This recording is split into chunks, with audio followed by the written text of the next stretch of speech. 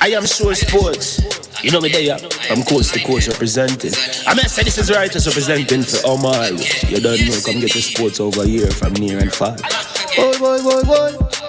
Me say I am sure sports, one thing me sure about. When me say sure, that me not doubt. Come get your sports, get it over here. Come subscribe, repost and share. I am sure sports, one thing me sure about.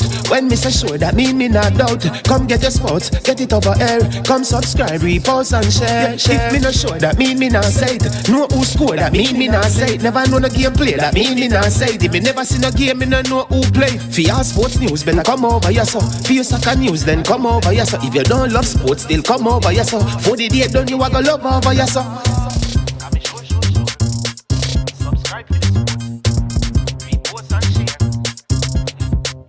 So when it comes on to behavior concerning football, Jamaica is decent. I am sure that if we can get all of these things done, set in place by the end of April, it gives us enough time before the World Cup campaign. Not afraid of no Brazil, no Argentina with these crap of players. We are good enough. Remember to like, subscribe, share. Listen, comment. Let me know what your thoughts are. Yo, Chaba Dog, SK New Erdis, the body out there, Sniper King I represent for I Am Sure Sports. You get to me, I say, when you want the latest news and sports and updates and all of that, check out I Am Sure Sports. You know the thing goes in. Remember, cover the whole island. Remember Kingston, Westmoreland, Galchester, Ocho-Race, Galtigo Bay, everywhere. I Am Sure Sports, check it out for the latest news and latest updates. Sniper King I represent. Where them feel like, ha. Yeah, someone on for the food from young, from we there, you need height. I Am Sure Sports. Yeah, Greetings and salutation. Good morning and welcome to I Am Sure Sports. People, it's another one on this Saturday morning. We were supposed to start at 10:30, but we had to jump on a little early because one of our guests on today's show has an engagement and we had to facilitate them by coming on early. Today we're going to discuss some Reggae Boyz football again, and I'm going to have joining me in a few minutes Coach Donovan Dookie. Yeah, man. They call him the Maestro. Big coach. Presently he coaches at Veer United, who had a wonderful season in the JPL this season, recently completed season. In fact, at one point, they were leading the JPL. So good morning, good afternoon, or good evening to you, wherever you're watching from today. Again, I'm extremely delighted to have you. Let me pause and say a big thank you to all our subscribers. The channel continues to grow and increase as we continue to improve our output in terms of what we share and the quality of what we share. And we are very grateful that we have many subscribers who from time to time would make comments and suggestions to help us better our product, and for that we are grateful. We are extremely grateful that you are helping us to grow and be better at what we do. And so we ask you to continue to like, share, and subscribe to I Am Sure Sports. All right, want to big up Alex who is on early, and all the other persons watching right now. Much love and much respect. Today we go look back. Coach Dookie is going to give us his perspective on the American game that Jamaica played, the game Jamaica played against the United States of America, and he's also going to give us his perspective on the game against Canada. We have a next coach who is going to come in that is going to share some tactical insight. Coach Miller is going to be joining us as well, and he's going to give us some tactical insight and breakdown as to how we can set up, why we need to set up this way, and looking at the Canadian team and to see possible things and ways we can deploy strategies and tactics to get a point out of this game. Truth is, people, we need we need some points. We need we will all admit that out of these two games, we need a minimum people of 4 points. Anything less than that is going to cause problem. We need minimum 4 points. Minimum 4 points. That's what we need. It means that we're gonna have to win one. We can't afford to lose any of these games. Is there any consolation? Let me tell you what is happening. So the Canadian team, they are traveling from Mexico to play this match. A very difficult trip. They were just playing at high altitude, and then they're coming to play at the office. Though it's an evening game when the conditions are very cool, so I don't think the conditions here in Jamaica will affect them. But the travel to come and play the game may affect them. All right, that's something that we need to consider. Also, they will be without a couple players. They have 3 players who are out on cards. Will be out on cards for this game. All right, and that could also help us. But I believe because they are well planned, well prepared, they will have good enough replacements. That is my thought.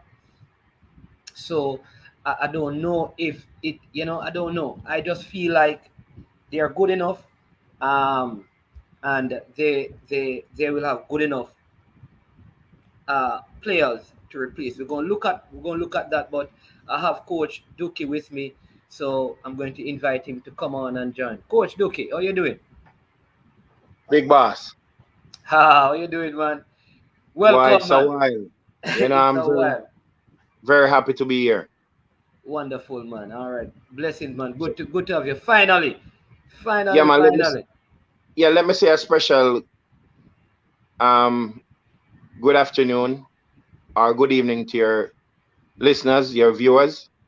I know it's audiovisual, and thanks for having me again. You're most welcome, man. It's my pleasure. From the JPL started, I want to get you on, because I was telling people how the kind of job you're doing with a Veer team that finished at the bottom of the table when the season was interrupted, and you took a side with very few additions, and you led the Premier League. I mean, I know you fault at the end, and I was saying to people, listen, this has more to do with the quality of the coach than the quality of the player and thing. But I know it was a tough season, so you weren't able to really come on at that time. But so finally, you are here and thing. Listen, remind the people first about your coaching pedigree, like what level license you have. That's one. Teams you have coached in Jamaica and how you have been involved in the national setup, and then we'll go from there. Yeah, well, I'm licensed in Jamaica at the JFF's highest license that they have here. I'm also USSF licensed coach. I'm also NSCA, National Soccer Coaches Association of America, A licensed coach. CONCACAF B licensed coach also. That's the highest level course that CONCACAF has to offer presently. Former under 17 assistant coach, national under 17 men's assistant coach. Former under 20 national men's head coach. Former national men's under 23 head coach. Former assistant coach to the senior program. Worked with Bora Milutinovic, René Simoes, Alfredo Montesa, and so forth. I had the opportunity most recently to work with Theodore Whitmore at the senior level. It's good to be here. Okay. What are some of the teams that you have coached locally? Remind the people, from your early days to this point now, some of the teams that you have been in charge of. Well, it started from Eastern Jamaica. Many people would have known Donovan Dookie from Star Cosmo,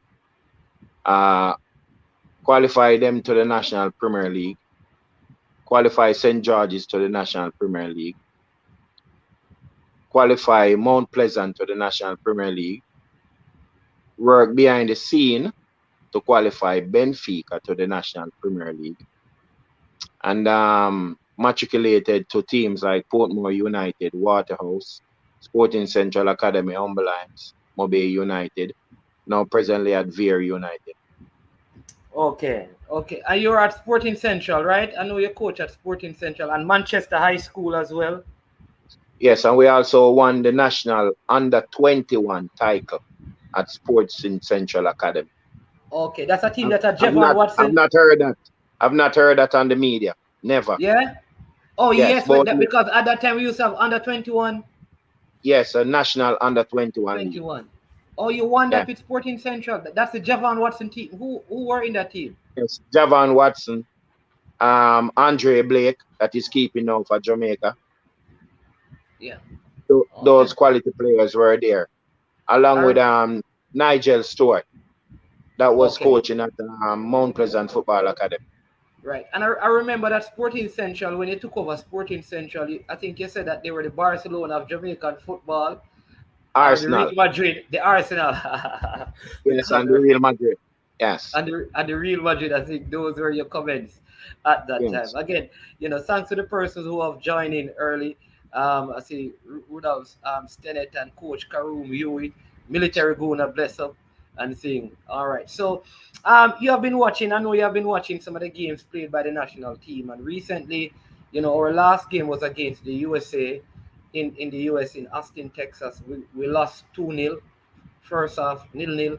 Second half, we kind of caved in, I guess, under the pressure and thing. What are your thoughts on the game in terms of how the team played, how the team looked, and what adjustments we need to make going forward based on the present construct of the team?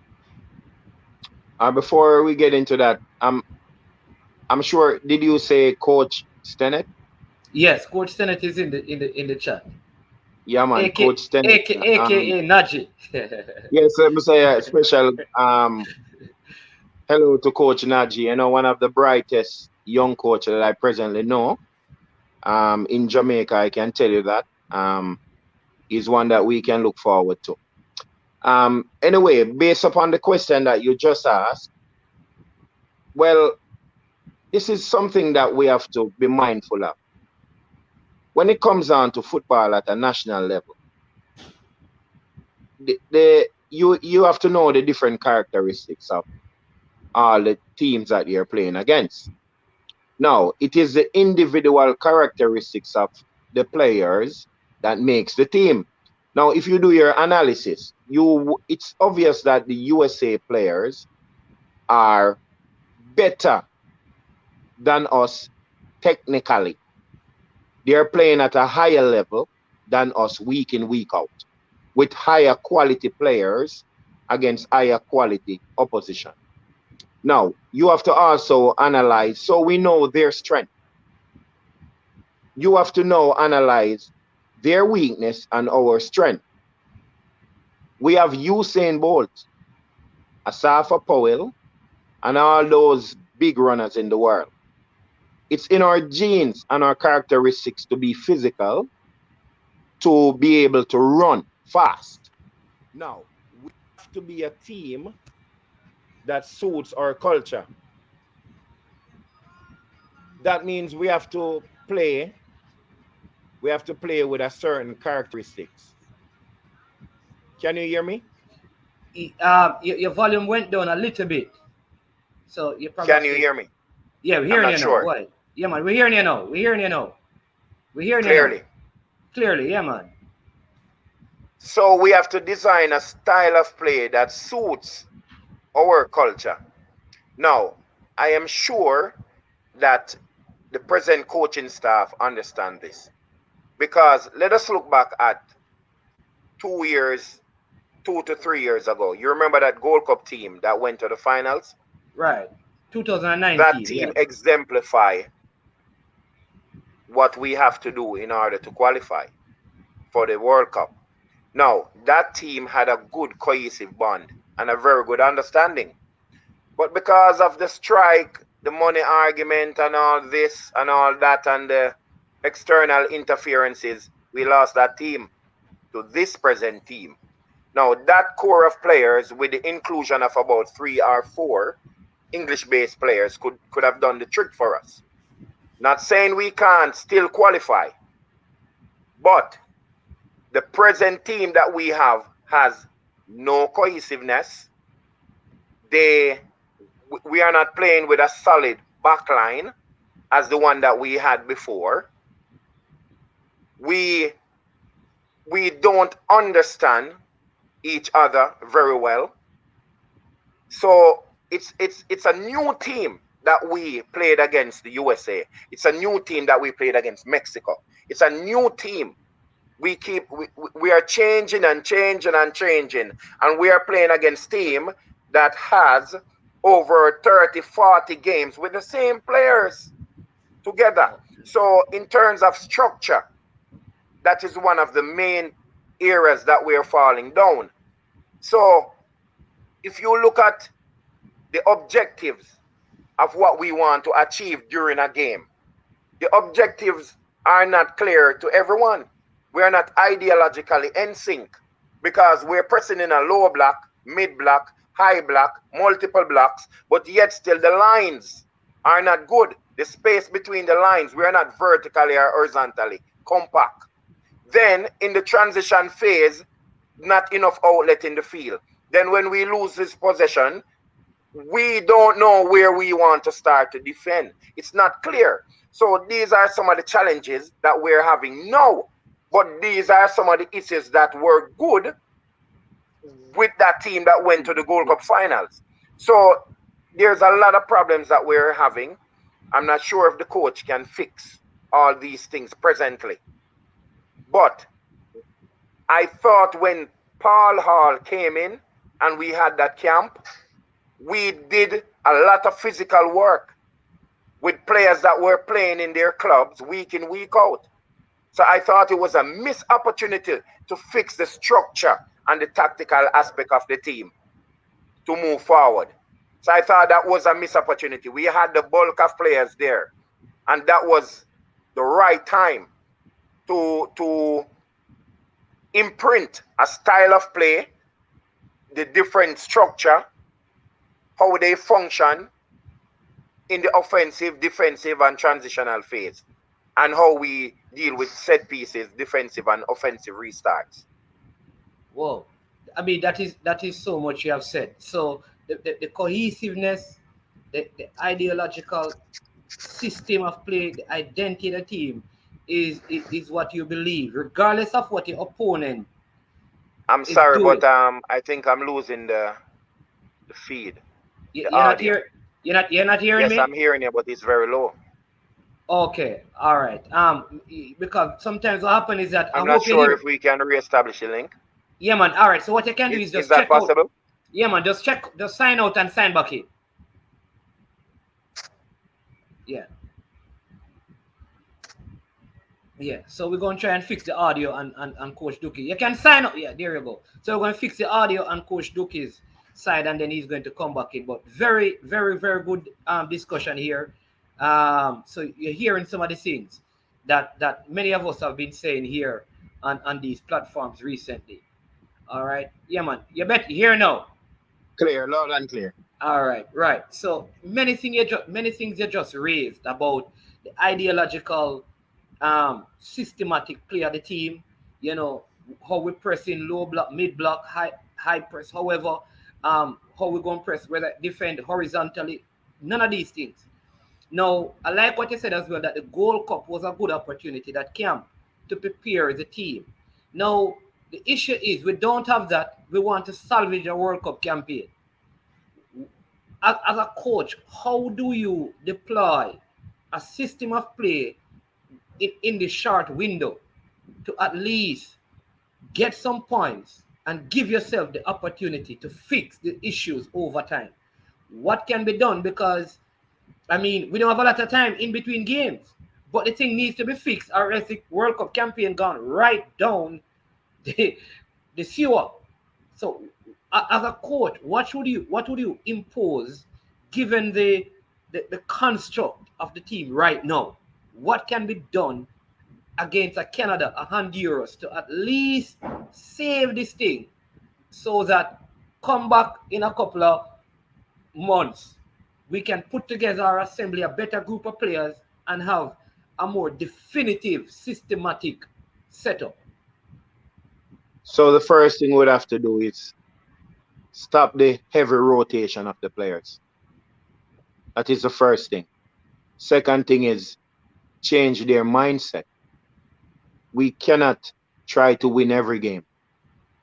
When you try to win games, if the objective is just to win the game, we won't win any game. And we are making too much unforced errors because we just want to win the game. We are not enjoying the game. Our communication in the game is not good. The camaraderie on the field need to improve. The simple things that I make clear to you. Let me get more specific now. We have to establish a line of confrontation. The entire team has to know the objective of pressing, where we want to start the press, where we want the opponent to play and where not to play, or are their key players, the areas that we want to attack.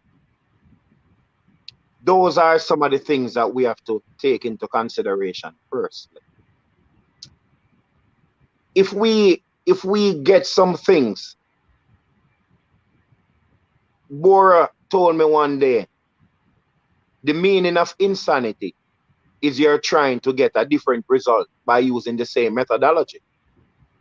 So if we're doing the same thing over and over, the result won't change. Now, we're a high pressing team. We're playing in a mid block. The teams are breaking our backline easily. If you look at the last game that we played, you saw how much the runners were coming through the lines. We never made any adjustment. Simple tactical things like Shamar is the best header of the ball in the entire CONCACAF. We have a striker that can head the ball better than everyone. Why are we forcing to play out of the back? We cannot play out of the back. How many success we have had playing out of the back? Those are things that we have to analyze, where our success is coming from.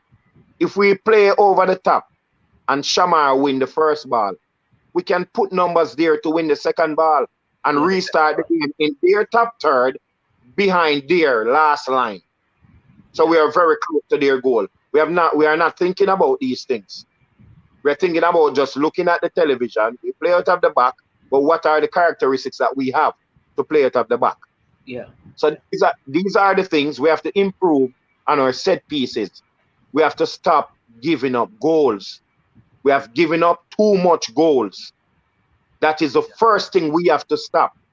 In order to qualify, we have to be a better defensive block, a better cohesive unit that is short, tight, and aggressive, vertically and horizontally compact, with a clear philosophy of where we want to win the ball and how we want to transition. So those are some of the things that we have to fix in the short term. And the national team now, I think we have to move away from this 1 or 2 man coaching style. I mean, a coaching staff now worldwide has almost the same amount of coaches like the players. If you look at some of these teams, you see 6, 7, 8 coaches there, and 8 is in the stands. A ratio of 1 to 2 for a squad. So these are the things we have to now move away from this, get the best defensive coach to coach the national team defensively. Get the best transitional coach to coach them transition A to D, D to A. We have to get the best set piece coach to coach them, and I'm sure nobody can better Tapper Whitmore to coach them in the offensive stage. That man is a genius offensively. But now we have to stop giving up goals, and that is a problem we have not fixed. So the truth is that even the present construct of a coaching staff does not facilitate like all of these things, because you can't have two coaches coaching defense, offense, transition, um, you know, physical conditioning. All of those things are really exactly. So we need more coaches in the system to kind of cover the different aspects of the game, because that is what is, and that is so true. That is what is happening globally. You have a person who is collecting the statistics, looking at, like I said, in the stands, seeing it from a different perspective, taking the stats and all of these things, like what is happening. But I'm saying though, but you are somebody who you have worked with Tapa before. So what is it like? I mean, because you watch some of the games, is it that even coaches in Jamaica, when they watch the games, they see these things, they don't call the national coach and say, man, you know what? The defense wasn't compact. You guys were high pressing, but the lines were too far. Why don't start with a mid press? Give them some, like I always hear you say this. Give them some stuff. Give them everything in their defensive third and start pressing in the middle third. Like these observations that minds like you and other coaches, is there a place for for you to call in and say, here's this, this is what I observed, why don't you look at it? Or that the national program or the national coach doesn't facilitate that kind of open-mindedness to improvement and development of the team? Well, I've worked with Tapa for a while now. Been on tour with him. Even when South Korea qualified for the World Cup, remember both of us went to Turkey, Istanbul, with the national team. We had a good result. We had a good time together. We got a 2-2 draw. And you know what I can tell you about Tapa? And I want you to hear me very clearly. No one in Jamaica can analyze a game like Tapa. The man is simply a genius when it comes on to analysis. And this is also why he works with FIFA study group, because he's brilliant at analyzing. Now, during a game, you cannot control what is happening from the bench. You have minimal control.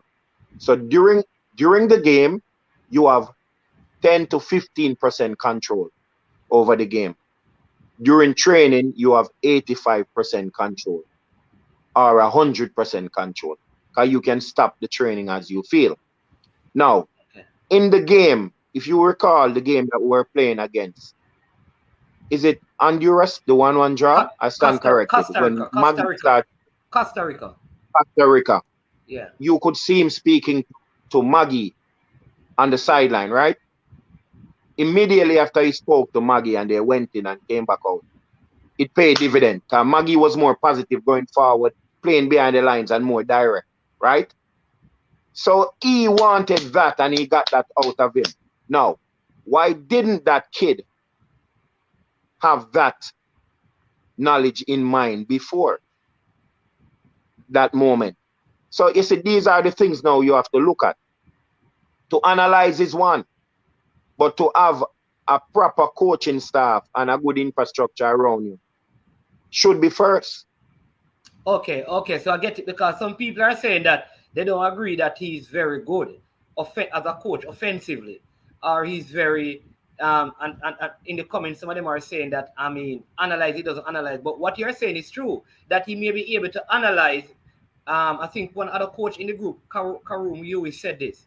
Yeah, coaching, you may have all the information and the certification, but if you cannot get that, and I've also heard you say that, coaching is not having the knowledge, it's getting the players to get that knowledge and to be able to implement it. And let me share this. Let me share this. I have to share this with you. So we're in Europe, and Tapa calls me to the hotel room, and we looked at several videos of South Korea. They played from the back. They were strong right-sided. They drew teams to the right. They attacked their weak side. They got a lot of number in the box. Both of us sat there and analyzed. We went back to training and we set our team to play against South Korea. we implement methodologies, different methodologies to fix the problems that we had in Europe. And we drew the game 2-2. We had a chat about it and a laugh. Yeah. We said, well done, and that was it. I'm not getting the feeling now that we are doing those things.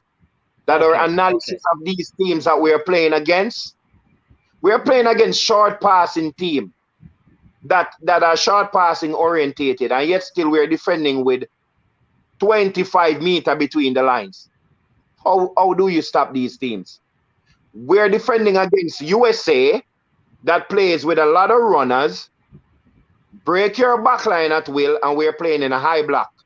Then when we lose possession, we don't re-establish pressure immediately to create a delay, and we don't drop the line deeper for them not to get behind. So where is the tactical thinking?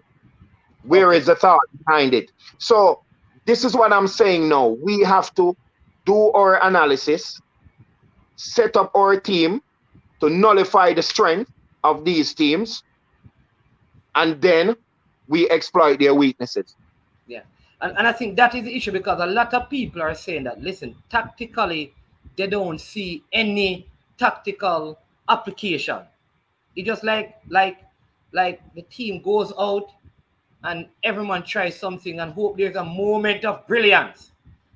It's like we're depending on moments of brilliance. And this is where Tapper comes under a lot of pressure, because honestly, when you watch the games, you can't see the tactical sense in many of the things. And so my question is this: who is supposed to be blamed? Is it that the players are not carrying out?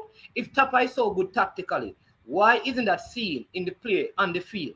Is it the players who are at fault, or he may know it in his head, but he can't get it out to the players? What is really happening? Because honestly, when you look at that USA game, both goals were scored basically the same way, except one was a header and one was, it's a splitting the lines, playing the ball across, tapping, splitting the lines, playing the ball across, heading.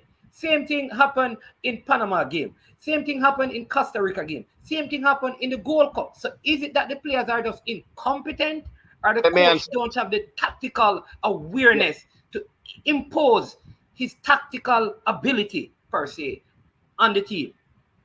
Let me respond to that. Yeah. You spoke about how we conceded the goal. Go back and look how we have conceded most of our goals. It's the same way. So we have not learned from those mistakes that we have made in the past. When you're a fundamental mistake that we're making, the national team is making, when we're defending, two things is the most important thing you have to take into consideration. The first thing is the position of the goal. Second thing is the position of the ball. We drop to the frame of the goal. We have numbers in the frame. Exactly. But what we think we are preventing, we are allowing. So we drop in the frame with number, but we are allowing crosses. Where do you defend? The third thing, we defend a combination of the strong side of the field and the frame of the goal. We're only defending the frame of the goal. We don't have numbers in the strong side of the field, on the flank. So if they're 2, we want to be 3. If they're 1, we want to be 2. So we are striving for numerical superiority every time in defense. Then we want to create the same exact thing in the offense, numerical superiority. They have 1 defender, we want to make it 2. So it's the opposite. So that is a fundamental mistake that we are making. We're not defending our flanks. Yeah. But why, the question comes back to this. Why? Because I'm a football observer. Because I'm a YouTuber. You understand me? I am on YouTube. And I can see some of these things. You are a coach, you can't see. That's what, and this is what people are asking. This has persisted for so long.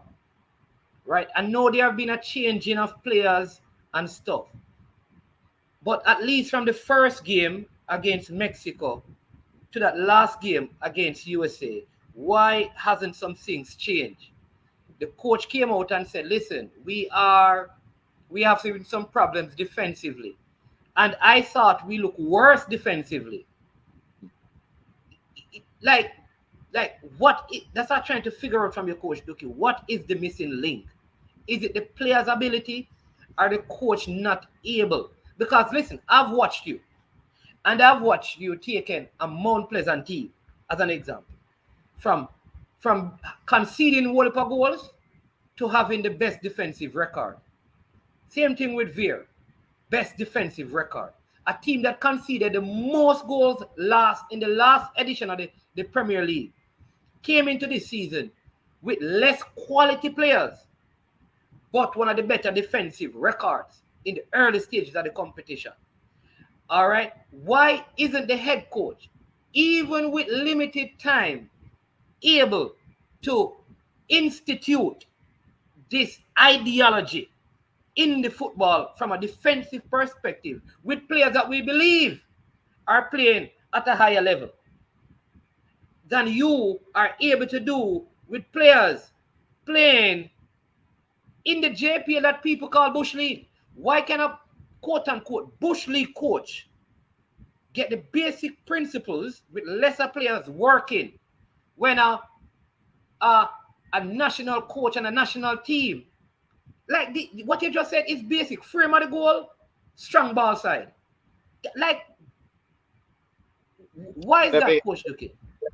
Let me tell you, everything coaching is teaching as a craft, and I've always said this. I am not a coach. I am not the best coach. I don't want to be the best coach. I want to be the best teacher of the game. And this is why my track record is like this, because every single way I've gone, I have made an impact and changed things. Now, everything is structure, methodologies, from the back phase to the top phase, the different lines, individual lines, then the team as a cohesive unit.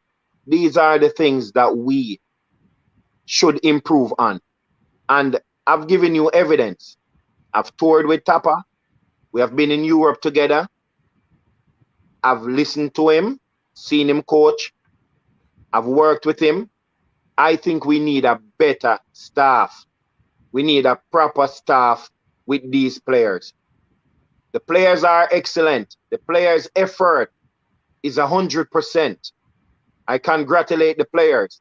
But in terms of the staffing structure, this has to change for us to improve. Football is evolving. What we did 15 years ago, we cannot do now. In 1930, we used to fight war with horses. Now, one click of a button and a country disappear. It's the same thing with the football. It's different now. So one man or two man cannot be the coach. It has to be 6 or 7. Then you have the head coach with the team. And this is the way that we have to go. But now, going forward, we just have to fix the little things that I've highlighted. Continue to encourage the players. Stop approaching the game as a must-win. Canada has not lost a game. They're second or third in the table. Yeah. And it's going to be difficult to play against them. They're overconfident. We have to be very patient. We have to play a lower line and then hit them on the counter. When it is possible, we stabilize the game. Utilize our set pieces, play to our strength, analyze the strength and the weaknesses of Canada, and approach the game with that sort of confidence. So these are the little things that we have to do now in the short term, and they have the long-term things that I've also highlighted. All right. I mean, I know you have a limited time, but I mean, I have so many comments and questions coming in. I'm getting to all the comments, people, though, as many of them as possible. Even the tough ones I'm going to ask Coach Dookie to respond to. So just give me some time so we can get out some of the formal questions, and then, I'll ask some of the challenging questions. So I'm coming to them. So please keep them coming. Also, hit the like button as you watch. I hear this. I see this one. Ask if 3-4-3 suits us better than the present formation, and would it be wise to even change the formation? You can go into do you just or do you stick to what? Because the coach has primarily stick to one formation in all games. Do we need to get to the place where we can, based on who we're playing, we probably adjust the formation and determine how we play within the formation, which is the system of play. What are your thoughts on this? Can I make a bet with you? Go ahead. Only a coach could have asked that question. The person must be a coach because they're absolutely correct. But we don't have a backline, a stable backline. You have to change something. The same to get a different result. Now you have to change something. We're giving up too much goals, especially from crosses. So the 2 central defender is not working for us. We need to play with 3 central defender presently. And then we can either exploit teams along the flank with 2 quick players. So when we go forward, it's 3 in the back and it's more safer. And I say again, the person that suggested that is very smart because there's no way we don't have 2 solid centre back presently to play in a 4. Okay, so you're suggesting a 3-4-3. This person is here's what this person is asking. If you think Stopper is the man for the job? Do you think Tupper is the man, given the present state of things? Do you believe that Tupper is still the man for the job? I don't know if but I'll leave it to decide if you want to or how you can answer it, or go ahead. Yeah, but I can answer it. It's not for me to determine that. I am a coach also. Both of us are professionals. It's for his employer to determine that. Okay. This person says, even when we have numbers, we still concede. We lack the ability to put pressure on the ball, which would enable us to disrupt the flow of the opponent, which is what you were saying earlier. That another coach. That must be another coach. I'm not sure. He's not a coach though, but he's an Arsenal fan, so normally Arsenal fans knows football. Very smart. We're not defending the strong side of the field. We think we have number in the frame to stop the cross, which we are not stopping, but yet still we are allowing the crosses. We need more numbers where the ball is. Yeah. All right. Local Jamaica. All right. So that's a good point. The some of the things they were put up there, because it's a very Let me tell you what happened. Because you understand how these things are. Because people are asking about Alvas Powell as well. Who many people are saying that most of the goals that we have conceded also either he's not in position on the right side of the defense properly, so the ball get placed through that channel, or if it comes from the left side, generally, though he's in the frame, he's not in the he's not tracking the runner. So like if you look at that header, he's in between 2 persons, which means, all right, let me just talk to you, because you watched the game. The first American goal, the ball came over Mariapa's head, who was trying to flick it back because the square went behind him, and Damian Lowe. So both centre backs missed the headers. The man headed the ball. Go ahead. Can I make it much easier for you? Go ahead. You defend the frame of the goal with a combination of 2 strategies. Zonal and man-to-man mark. We are man-to-man marking? No. 6 persons in 3 attacker. What we do? We zone. Who has responsibility to mark? The person zones that the attacker is in. So everybody is zoning.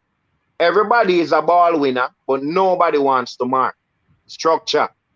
Yeah. Structure. Yeah. Then if Alvas goes forward and we lose possession in transition, where's the centre back to come across? Structure. To make it easier, if Alvas goes forward and we get caught in transition, 3 in the back will protect us. Okay, so the 3 in the back is really the solution. It's really the solution. It's a solution. I think this person is asking, who do you work with Craig Butler if you get the job as assistants? I think that is what the question means, because it would work Craig Butler if you get job. I think he's asking if Craig Butler were to be the coach, if you would work. I think the bigger question is, if you're called upon to be a part of it, would you serve Jamaica's football in a capacity, maybe to organize us defensively in whatever way, if you're called upon? Well, Pastor, I know you're a very professional person and very diplomatic. Yeah. But I can take anything. Okay. If Butler is the head coach, fine. Anyone who is the head coach, if I am put there to work with them, you would have to have the utmost respect for them. Yes, I'd work with anybody to help my country, but as I said, everything would have to be good structure. So it wouldn't have to be any dictatorship, or so it would have to be a teamwork, and then the jobs would have to be clearly defined. What am I doing? What are you doing? What is the next person doing? What are we all doing? What are we trying to achieve? So of course, I would work, would help. Listen, people, again, there's a lot of comments. I'm trying to get all of them, as much of them, because Coach Dookie is on limited time. So please, if I don't get your comment, just know that I'm coming. They are saying that part of the issue, I think Ian Campbell said this earlier, that we don't have a midfield. And can you play high press with a midfield with a Tyreek McGee? No, you can't. I can answer. Javon Watson? No, you can't. So why did we implement that system in the USA game, coach? What was the reason behind it then? Because we have not done our analysis. So we are trying to stop the USA build-up play. But if we are not successful, in order for us to stop their build-up play, which is dangerous, you would have to have quicker runners in the midfield, people who are able to close down their midfield line much faster. Now, listen to this. We don't have that characteristics.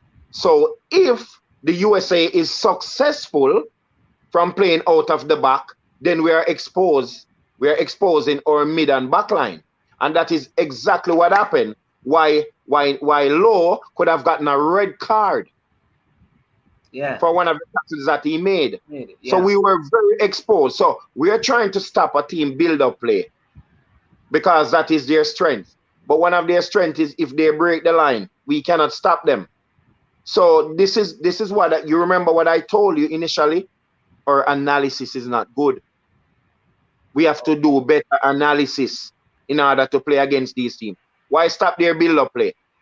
We don't have to stop their build-up play. Let them play out of the back. Let them play out of the back. Give them that. We are faster than them now. Our strikers are faster than their back line. So let us catch them in transition. Yeah. It's all right.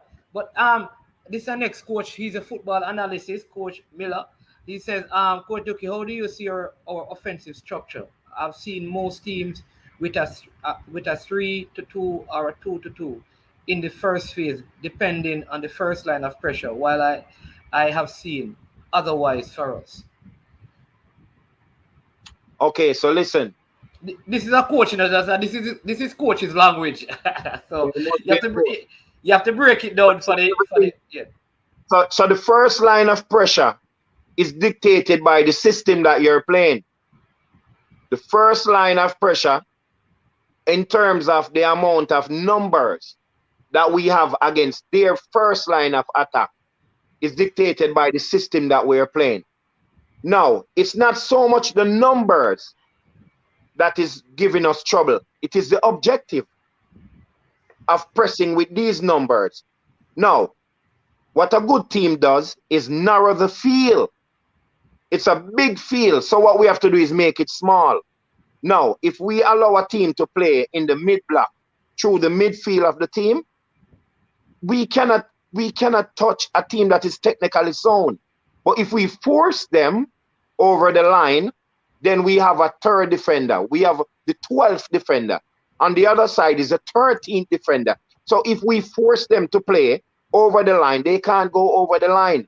So it's the objective of what we're doing that is causing the problem. We have to channel the attack to one side, make it predictable to our second and third line in order to recover the ball. And those are the things that we have to improve on. Yeah. All right. This person is saying, who plays in a back three? Because for this game, we don't have Lowe. We have Mariappa. Maria Patopi, Kemar Lawrence, Alvas Powell, Javian Brown, O'Neal Fisher. Those are the 6 defenders in the team. I suppose you could say Javon Watson. Fisher can play centre back. Fisher has played a lot. Fisher plays wing back. Yeah. Yeah, he toured with us in Europe. I'm trying to remember the other person. I can't recall now that played centre back. But I think Javian Brown has played centre back in high school. He's my under 23 player also. He can play centre back. But now, if we lose Low. Yeah. I just told you, with Low in the team, we're still not a solid back 4 or a solid back 2. Now imagine we lose it. Low is not in the team. No, we have to compensate now by going 3 in the back. No, we have adequate amount of player there that can play 3 in the back. We have enough player. Yeah. Yeah. A lot of people are saying, and I mean, that given what we have seen of Low, he really doesn't look, because they have what they call A and B centre backs. I think, and this is where now you are so right. We don't have any, it's sad, we don't have any A centre back. All the centre backs seem to be B centre backs to me. So it's better to play them in a back 3 because you don't have any leadership around here. You remember Jermaine Taylor? Yeah, Jermaine Taylor, yes. Subtle, nice, and he can be aggressive. You remember Pepe Goodison? Yes. Same characteristics. You remember Claude Davis? Yes. You remember Tati Brown? Yes. We have lost all these characteristics of centre back. Yeah. Yeah, so you're definitely correct. Low, very good. Intelligent, good agility, speed, but very aggressive. What we need is another centre back with control aggression. Yeah. Aggression is good, but control aggression will complement him. Yeah. All right, somebody's asking this. Jarvis is saying, because he said that, but you said that the coach is a great analysis of the game. But he's saying that, but then you said that there's no analysis. So how is the coach a great analysis or analyzes the game well, but there is no analysis and analyzing of the game? Yes, I have no problem. It's an excellent question. No. It's an excellent question coming from a brilliant mind. Now, analyzing the game is one. Implementing methodologies to fix the problems is another. I am done with that. Okay. All right, so people, you get that. Let me give you a layman's language. What Coach Dookie is saying is that, yeah, they may be analyzing it, but what they do with the analysis is the issue. And that is what he has been saying all along, but because, of course, these people are coaches. So they have to be very diplomatic. Let me help you. They're coming, and you have to understand there is analyzing of the game, but what you do with what you analyze is a big issue. Somebody's asking, would Neville Bell have a serious impact, or is he not at that level in your opinion? Neville is one of the best.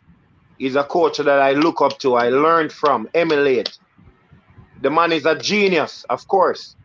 Neville Bell, Rudolph Speed, I'm ready to work. I'm ready to work with any one of those coaches any day. Yeah. So we're having some, like I said, that the coach is under a lot of pressure. The players are under a lot of pressure. I know the coach. All right, in your capacity, because I know recently I've always listened to you in your interviews. I can't ever recall you, maybe it has happened, I can't ever recall you mentioning a player in an interview. I know some coaches do that. One of the coaches that you rate highly, I know, is Mourinho. And Mourinho likes to call players' name. People call it throw them under the bus. And recently, we're not going to get into it. The coach can have an interview, and some persons felt like, players were kind of thrown under the bus. As a coach, how do you deal with that? How do you deal with this issue of you want to motivate a player, you go on public platform and do you share the idea of throwing them under the bus or calling them out publicly? Are you the kind of coach that likes to talk to them one on one? How do you motivate, encourage, correct, or strengthen your players that you have? Yeah. And this has been the problem of Mourinho. When he's pressured, he throws the blame elsewhere. He deflects. Now, what we have learned from UEFA CONCACAF courses and the highest level courses of management, you don't throw the players under the bus. When the team loses, you throw yourself under the bus. That is what we are here for. When the team loses, the coach is not good. When the team win, the players win. It's something that you have to live with. What we have to do is deal with the players on a one-on-one basis, because the moment you start to throw them under the bus publicly, they're not going to play for you anymore. Yeah. All right, great. This Ian Campbell is asking. People are coming to all your comments. Please, though, just go and like the video. We have 119 people on watching, so please go and like the video. It says, Jamaica usually plays the midfielders out of position. Our best midfield trio are Kevin Stewart at CDM, Ravel Morris at CM, and Daniel Johnson at CAM, which is central attacking midfielder. So he's saying that. You have any thoughts on that? And then this other one is they're asking me to ask you about Hopeton Gilchrist. I think he's a coach out there in Montego Bay. Don't know if you know him. I think he was at Mobile United. Yeah, man, I know Hopeton Gilchrist. Yes. Coach a lot of youth players at parish level. Yeah, I know him. Okay. Let me speak about the first question. I was thinking you have a lot of coaches in your forum, because that would be a balanced midfield. Aggressive, someone that can controls the game, controls the tempo as a number 6, somebody that knows how to score goal from the number 10 position and also control the tempo in the top third, somebody that plays with a lot of mobility, good touch, good vision, and then an aggressive player that knows how to win the ball and also very technical. So that 3 would also be an ID 3. Yeah. All right. So Coach Dookie, right? Cranky saying you're as good as a week. Low is making too many mistakes and him playing on the same side as Alvas only exasperate the situation. So the fact that Alvas is being so weak, Low making mistakes, we have become vulnerable on the right hand side of the field. Is Alvas injured now? I think he will be out for this. Listen, Coach Dookie, let me tell you this. I think Alvas has been declining in terms of his performance for a long while. But he's injured from the last Gold Cup game. Remember when he had to come off? Right, and he's still playing. It's the same injury. It's recurrence. Okay. So I'm suggesting that Alvas is not at its best, because Alvas has served us good. Alvas is an excellent player, but I think there is some hindrances there. Okay. So the other thing is this: what you have coached Javian Brown, right?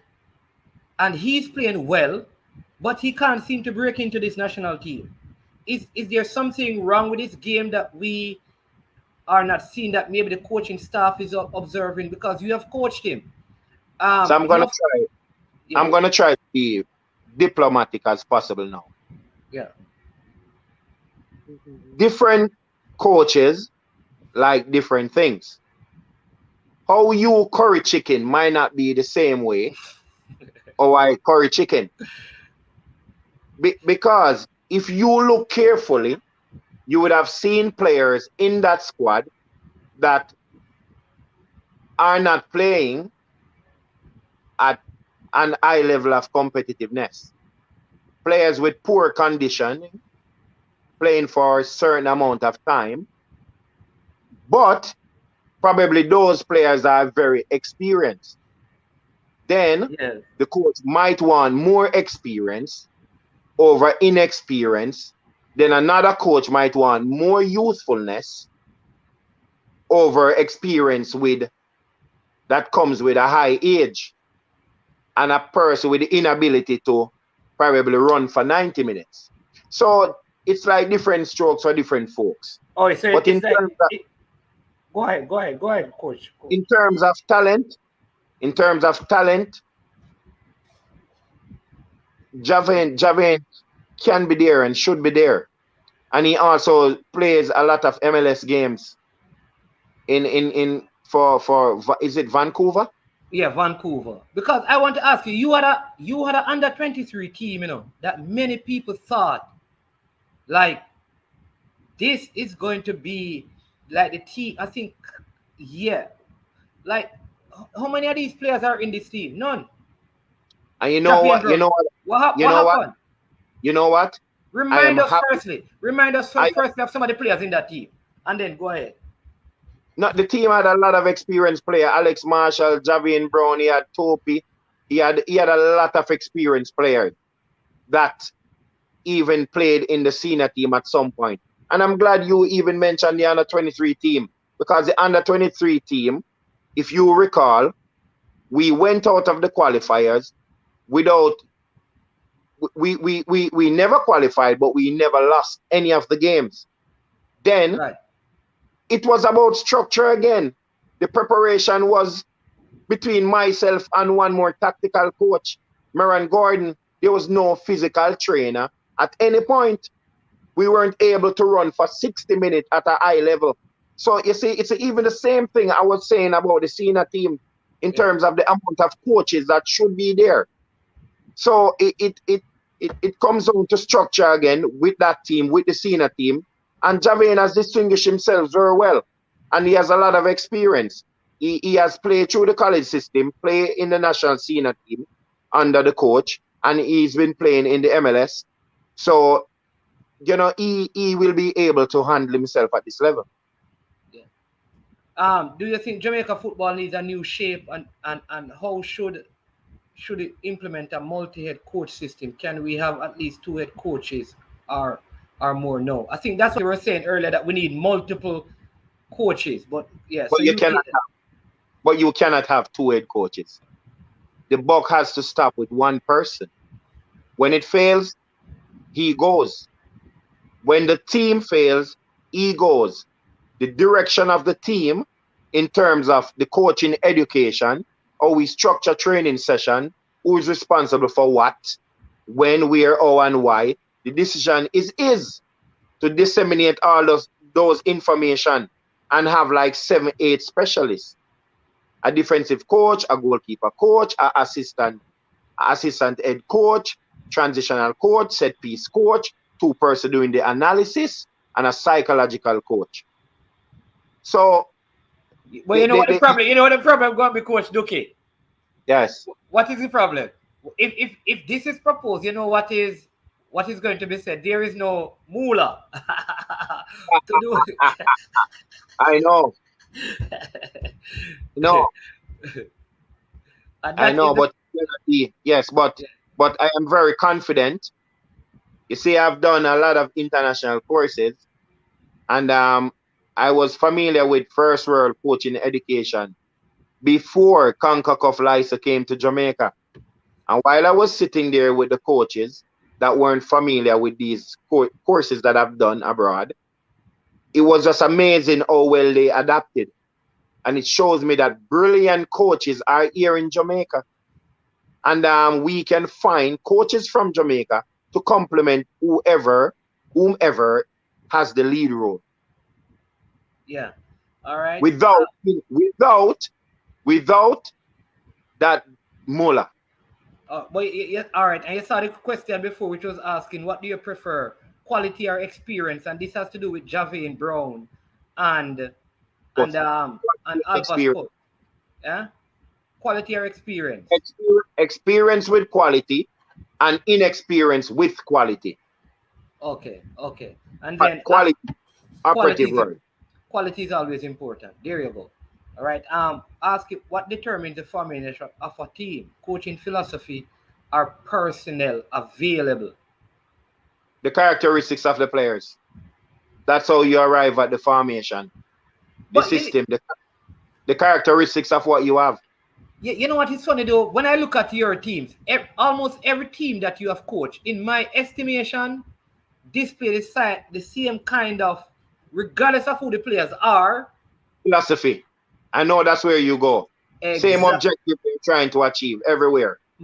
Because you have to have an identity. Our national team cannot get up in every game and play 17 different ways in 17 different games. If you are good at what you know, you don't have to worry about the opponent. Listen again. Pep Guardiola. If you perfect what you are doing, you would worry less about the opponent. If you have a lot of deficiencies in what you're doing, you're going to worry about the opponent. We have to establish a clear identity of our national team, one that is conducive with our culture, our music, who we are as a people, of expressing ourselves, basic, and then we will go forward. Yeah, this person is saying that, of course, Dookie, but you're too defensive minded for a coach. Do you think you're too defensive minded? I always tell people, though, you know, that coaches coach defense because you can get offense can come by luck, but you can't defend by luck. So, yeah, man, but I can answer that. Yeah, I can answer that. So I ask myself if I was too defensive.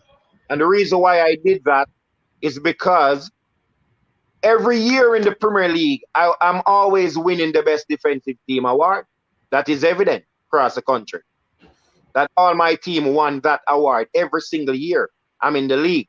Now, what we have analyzed is that how many chances did we give up, but how many chances did we create it? Not until you have that lethal striker who is very clinical that will change. Because no team can defend like Portmore United. And they have won the league many, many years, over and over. Let me say this again. I'm talking to the person that made the statement or asked the question. about being defensive. Go ahead, man. Portmore United is one of the most defensive team in the country. Donovan Dookie just said that. And you can look at the statistic. But they have always had clinical strikers and clinical players in the front of the team. And that is something that I have to improve on going forward. Okay. So you realize that I like that, because sometimes people are not willing to admit that this is something or not. But the truth is, I do the same. When I started with my team, the first thing I did, I never had good center forward. So I say, you know what? I'm going to teach you how to defend well. We played our first season and we drew several games because we couldn't score. And I said, until I had somebody who is going to score, I have to coach defense because I had people who could defend. As time went by, we had a solid defense. We started scoring more until we got into Major League and into Super League. But philosophy is important, which is what. Yeah. The question on the screen presently. Yeah. Is an excellent one. All right. I wouldn't say it's our biggest problem, but he is correct. It's one of our biggest problems. Our biggest problem presently is, how would you feel if we had drawn every game? We would be smiling had we drawn every game. No, but we have not drawn every game. We have drawn only one game. So our biggest problem cannot be the offensive structure. We have to stop giving up goals. But he's correct in terms of putting numbers, trying to break lines, get behind a defensive pressure. We don't play that way. And we are very fast and we have runners. But to play that way is very risky in transition. When you break the lines, put a lot of numbers up there. What is our transition from A to D? When we lose possession, how do we get back? Are we able to reestablish pressure quick? Can we defend 1v1 in the back? Good. Do we drop the line and not face our goals?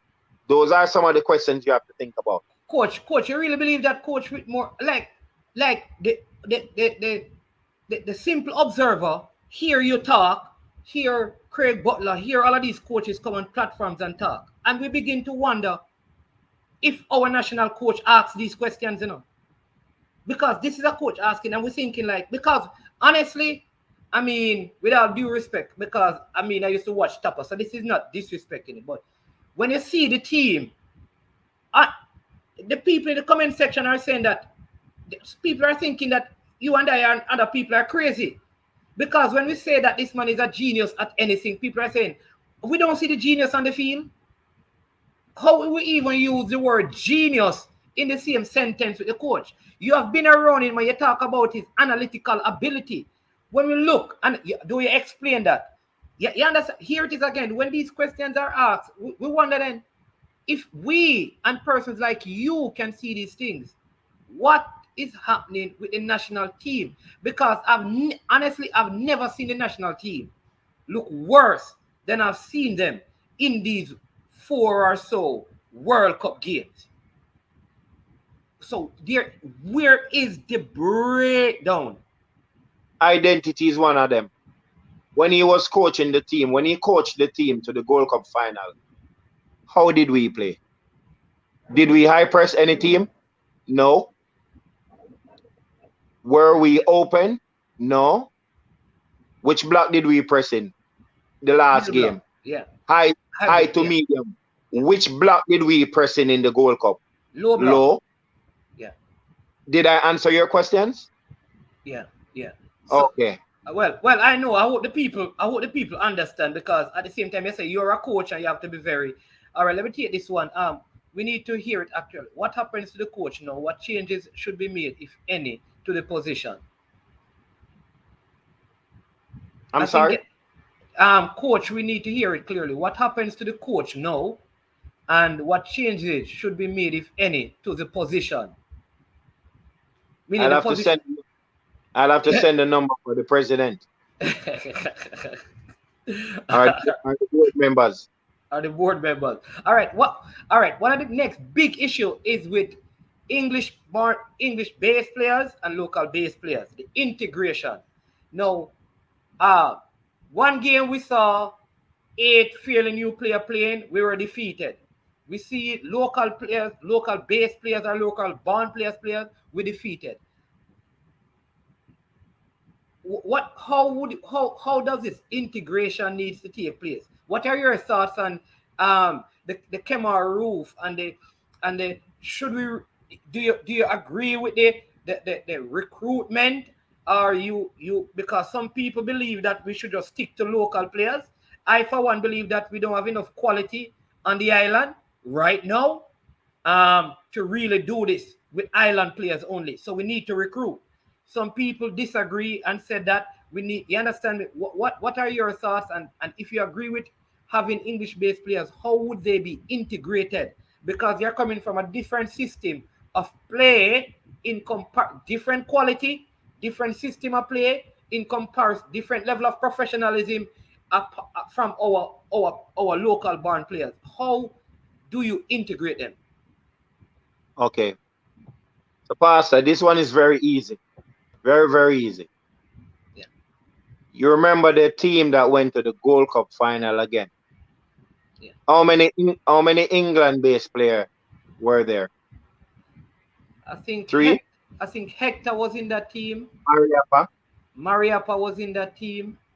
Who else? I know Leon Bailey was making his first, but he's local. But No.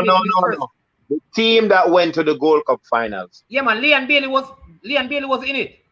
No. Not the Gold Cup finals. Leon Bailey wasn't in that team. Leon Bailey's team. Oh, you're talking the 20. Was injured. Okay. Just not the last one. Let's go back a little bit. You remember the Gold Cup final team with Ladale Ritchie? Oh, that was a Schaefer team. The man from Mobile United? Right, yes. No. And we still played against the same high quality players from Mexico, USA, and etc. What is the difference between the players that plays in a lower league, that plays for a national senior team, and the players that plays in a higher league? You want to know the difference? Effort level. Yeah. Their effort. And this is why the Gold Cup team was poised to qualify before the strike. They were giving every single thing. Now, I am telling you that I have questioned the commitment of some of these players that plays in the higher league when they're playing for a national team. They don't want to be injured. They're not putting their foot in any 50-50.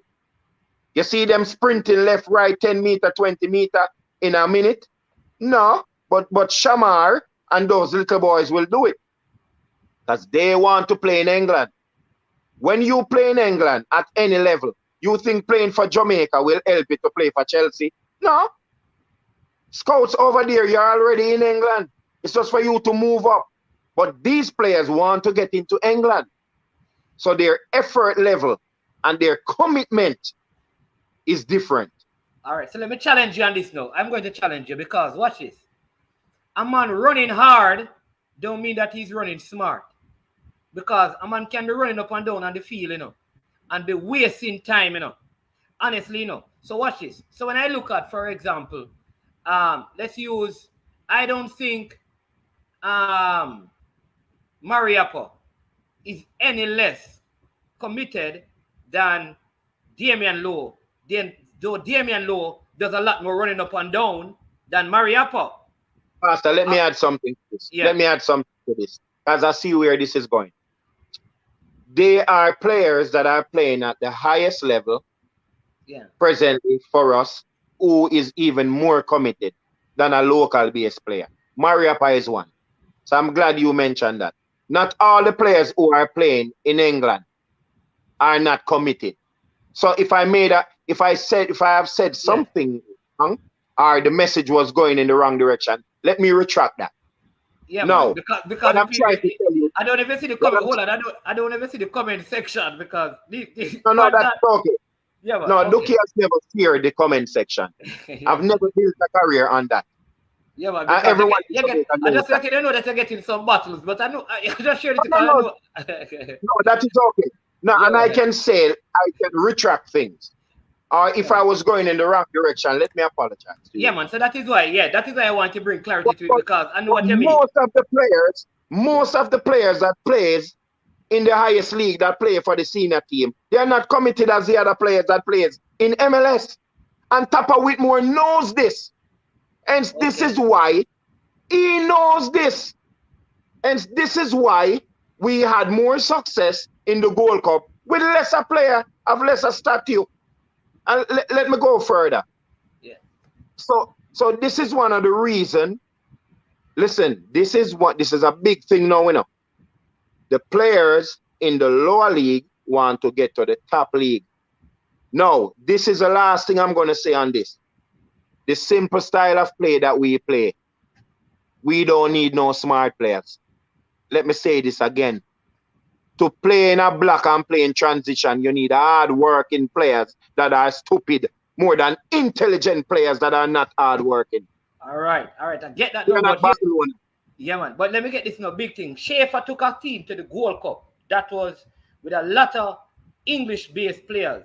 And that team, of both teams that went to the Gold Cup final, because the team with Whitmore, I think Andre Blake was the player of the Gold Cup in that top of Gold Cup team because he made some brilliant save.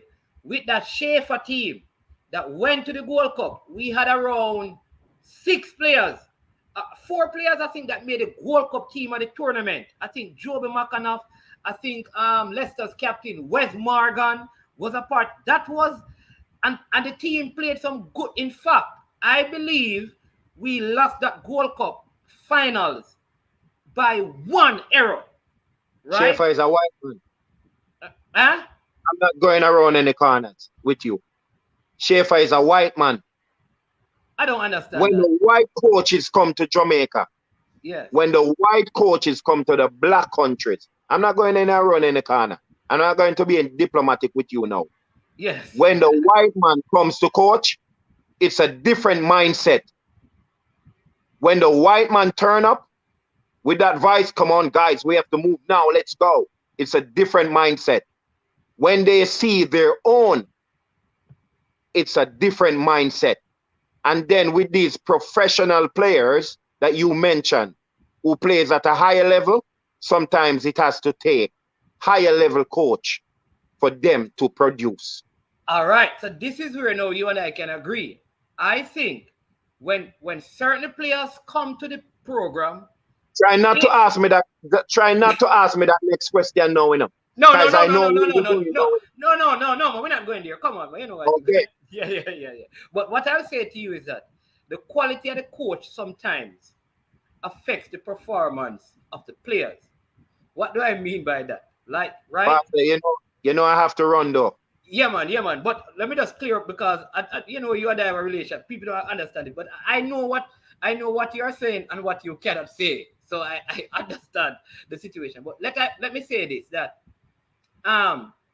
if I'm a player and I come to you as my coach, I approach your training different than when I go to play corner league and I see the man, we are running corner shop, I coach the team. I have respect for him, but I know that I am playing in Premier League and this man, a coach a corner league side, he never played no football. He can't really, which is what I think could be a problem with our national team. Also, you see, if the coach is not like you, who have high self-esteem, self-value, and self-worth, and confident in themselves. And that personality to demand. Like, demand. Exactly Here's the what thing. He already perceived that the players don't rate him because he's not a big coach. And that alone sets up the thing to have what you're saying. Pastor, you know I have to do it. Yeah, man. Hey, listen. Thanks for your time. Hey, this was very good. You were supposed to give me what? 15 minutes? And you give me 1 hour. Yeah, man. So thank you so much. Enjoy your trip. Enjoy your time with your family. And yeah, man. And let me say something before you go. Yeah. The audience that you have, they have been wonderful, brilliant-minded people. Very impressed with the audience you have. Yeah, some of them giving you a hard time, but we know it no matter to you. There's no hard time. There's no hard time for me, never. Yeah, man. I am a humble person, and I am a very confident man. And the first thing you have to do is believe in yourself and motivated by intrinsic motivation from within. Yeah. So I have a lot of respect. I have a good day, sir. Yeah, man. Listen, really thank you for your time. Like I said, enjoy the rest of your day. Again, tell your family as a personality a big thank you for allowing you to stay beyond the time when they had other engagement plans for you. Please let everybody know that I really appreciate them allowing you to do this. All right. Thank you very much, Pastor. Yeah, man. Blessings. All right, people, don't run. We have a next coach who is going to come on and talk to us. So we're going to do that in a couple of minutes. So we have a next coach who is going to come on, people. Yeah. But one thing I know is that always and at all times, Coach Dookie is going to tell you as it is. And that's what he did. You understand me? And the most we can ask for a person. Here's the thing. Sometimes we want people to be honest, but we can't deal with honesty. And when I think he's going to talk. And here is the thing. When people talk, you get to know where they're at. So you can come to your own conclusion.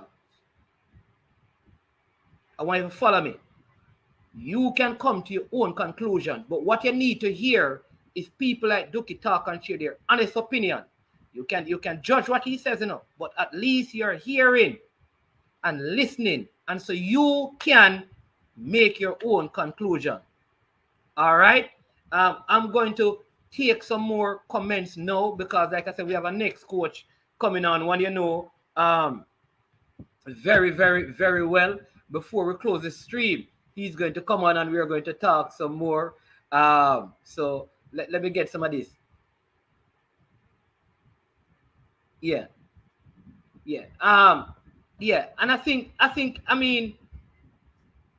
people, let me tell you this, right?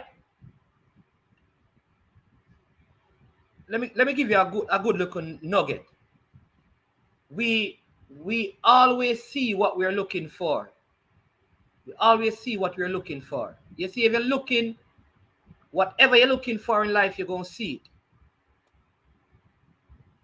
Let me say it again. Whatever we are looking for, we are going to see it. People, whatever we are looking for. So, a lot of what Coach Dookie is saying, I will say to you, read in between the lines. As a coach, Mr. Butler is different, you know. Mr. Butler can come on and say, the man needs to go. Other coaches may not say the man needs to go. But if you listen to some of the reasons and the suggestion, you can understand. For example, he says, the coach is very good in terms of getting the analytics. But where is the methodology after the analytics? Follow me. That's what he's saying, you know. And he says that is the issue. The issue is the man is good analytically. But what he does with the analytics is the issue. You can collect all the data, but if you can't take that data and come to reasonable conclusion and implement stuff, brother, you're going to have problems, which is what the coach is saying. I hope you guys listening. Brownman Security, the match tomorrow is at 5 at the National Stadium. Right?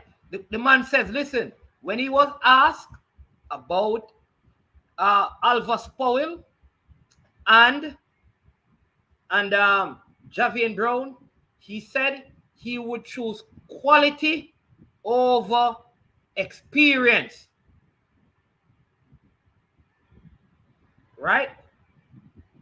He didn't say Javian Brown. What he said, quality. But we know from that, watch this.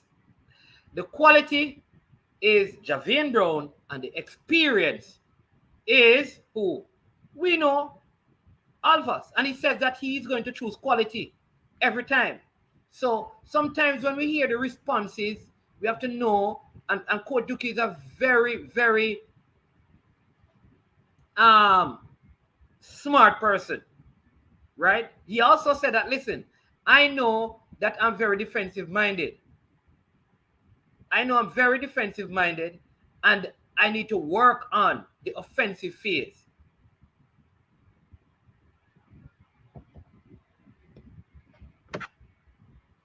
Right? So we have to read, like as a people, we have to read in between the lines. That is how we understand some of these things, because not everybody is going to come out outright and say certain things, right? So we have to read people. We have to listen. We have to listen, and if you really listen, right? We really listen, we understand. So let me take this one from Paul Marriott. He says, does Dookie know how much black people are discriminated against in foreign lands? All right. Again, Paul, I hear you. And you raise a very valid point. All right. So what he says is this, though. He says this. And it is true, brethren. I am on the North Coast.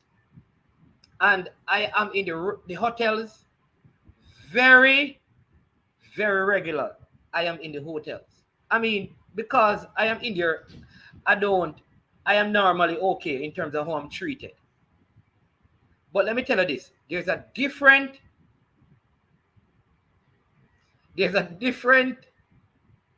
treatment or expectation from a tourist than a local.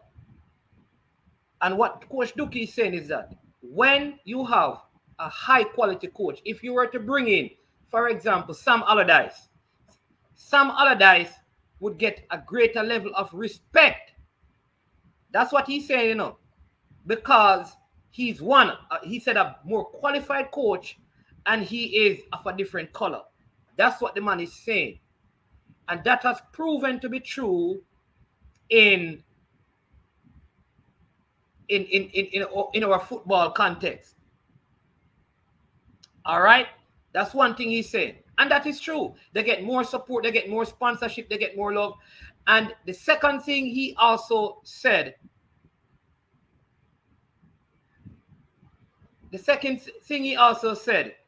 is this, that if the coach himself don't have confidence in himself, then he is going to think like the players are bigger than him, and he's going to create problem.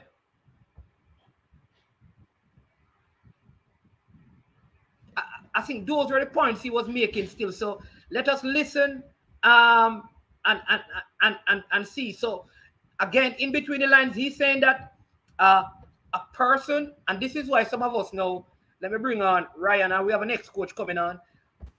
Let me say this, and this is why people, if we get somebody from overseas to coach the team, I think the influence will be greater. We may not agree, but it is the truth, brother. A tourist get treated better. All right. There's a recent situation in Jamaica where there was an issue with a celebrity, and the celebrity had to just pay a fine, very small fine, and go back overseas.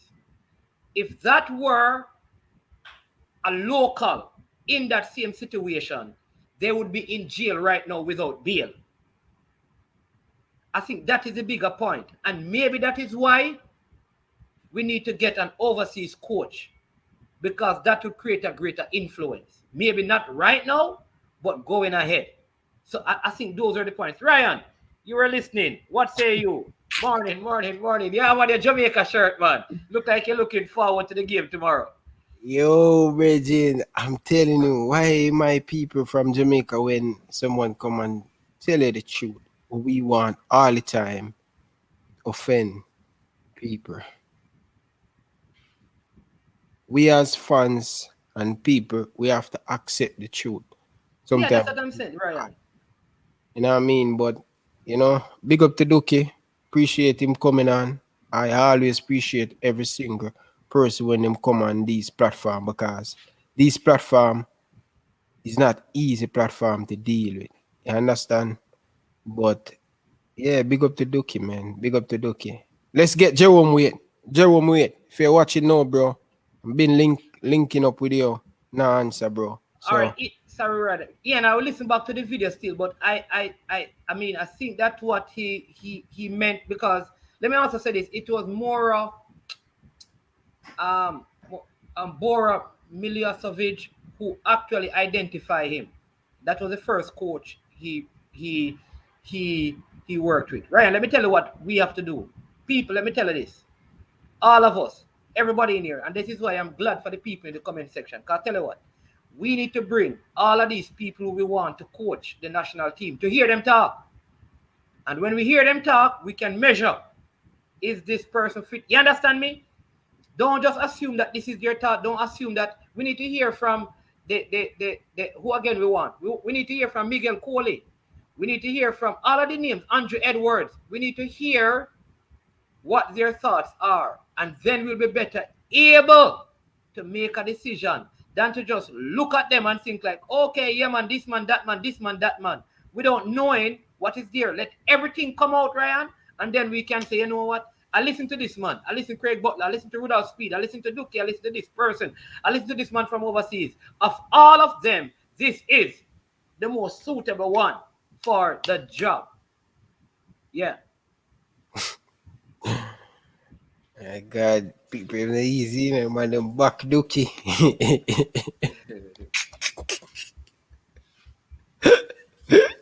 Where said that she's not a celebrity? Somebody said that the young lady was not a celebrity. Okay, I thought she was a celebrity. I don't know. I don't know. YouTube star. She's a YouTube star. She's a YouTube star, and she's there with a rapper.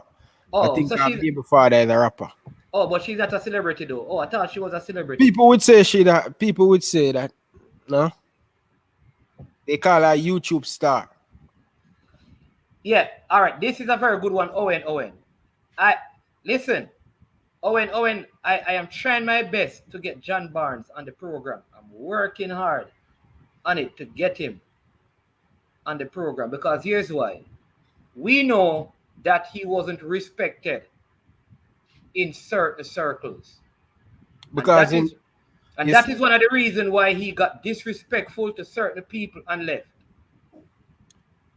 bro, you hear Coach Dookie say, if he going to take the job, you want to know what his role and what the head coach role and stuff, because we have too many man in the JFF have so much power. Well, we need to leave the people them to do them job. If you pay the man to coach a team or whatever you pay somebody to do in JFF, make them do it. If you want to do the job, you don't need to hire nobody to do the job. Do the job by yourself.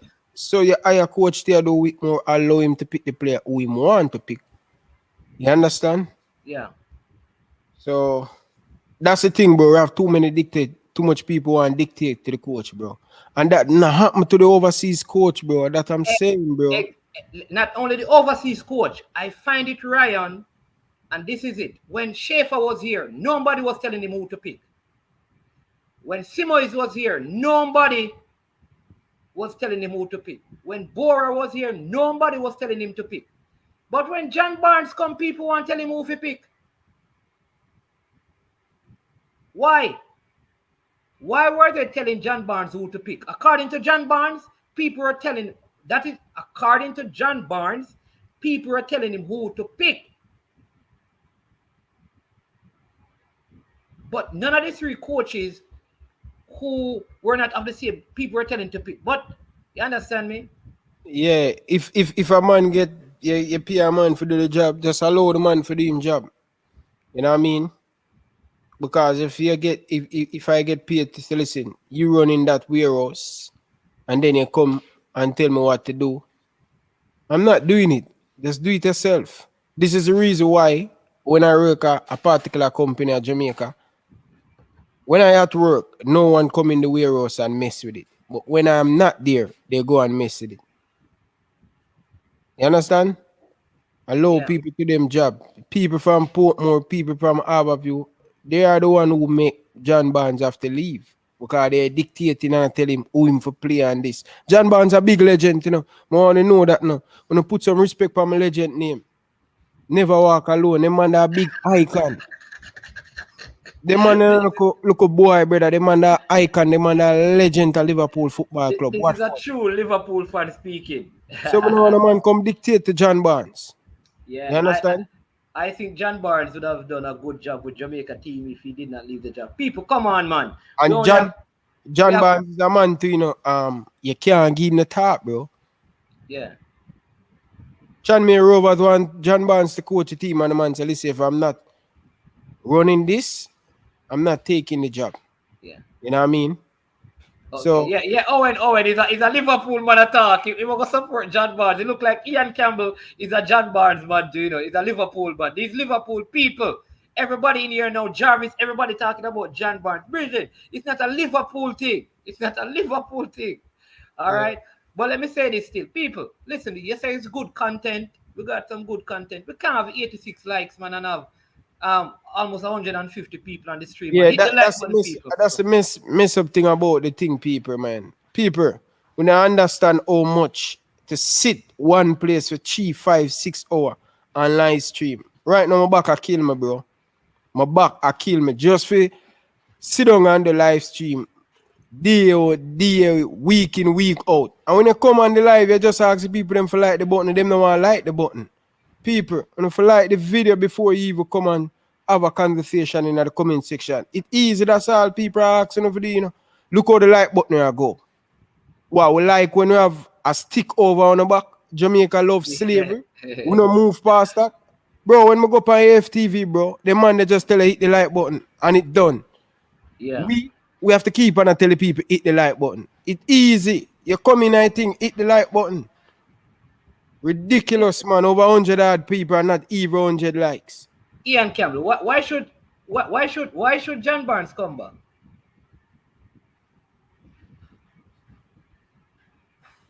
Why should John Liverpool? Why did Liverpool fund them? Why should John Barnes come back? Why him should come back? Him Yeah. play at the highest level. He have an eye for the game. Look how him breaking down the game on Sky Sports and all of the media. But they're gonna ask you, why isn't he coaching now? If he's so good, why isn't he coaching now? Cause when was the last time John Barnes coach a team? A long time, brother. Last interview watch John Barnes when he supposed what John Barnes said, and remember, you know, when you are a black coach, it's difficult for you in England, you know. And him said this. Most black coach, they want to dictate to you. And you know John Barnes straight up. Nah, make nobody walk over him. So probably that's why I'm not getting a job. Him get a lot of offer. John Barnes get a lot of offer to coach team. And him not take it because he want to have full control. You understand? And this is the thing we're talking about. Alex Ferguson, a recommendation for this guy that usually play for Trinidad and Tobago. What's his name? He usually play for Man United. Dwight York. Dwight, yeah. You want to coach and the man get some documents as reference. So listen, he come to training and they still don't give him the job. That's what the black coach him have to deal with. You know what I mean? Yes, people, man, run up the like button and stop playing. What about this now, Ryan? JFF can't afford a foreign coach. If you're looking locally, you have to pick somebody who wouldn't care less what anybody in JFF want to say or what the public want to say. Who would that be? All right, people. So I have a poll, right? I have a poll on the channel. Like, if Coach Whitmore were to be moved out of position, who would be the next best option? There are 5 options there.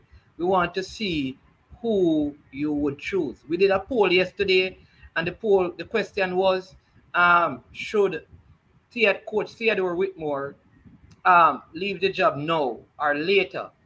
86% of the people who voted said that he should be out of the job now, and the rest said 86 and 13% said later, and then the 1% said they weren't sure.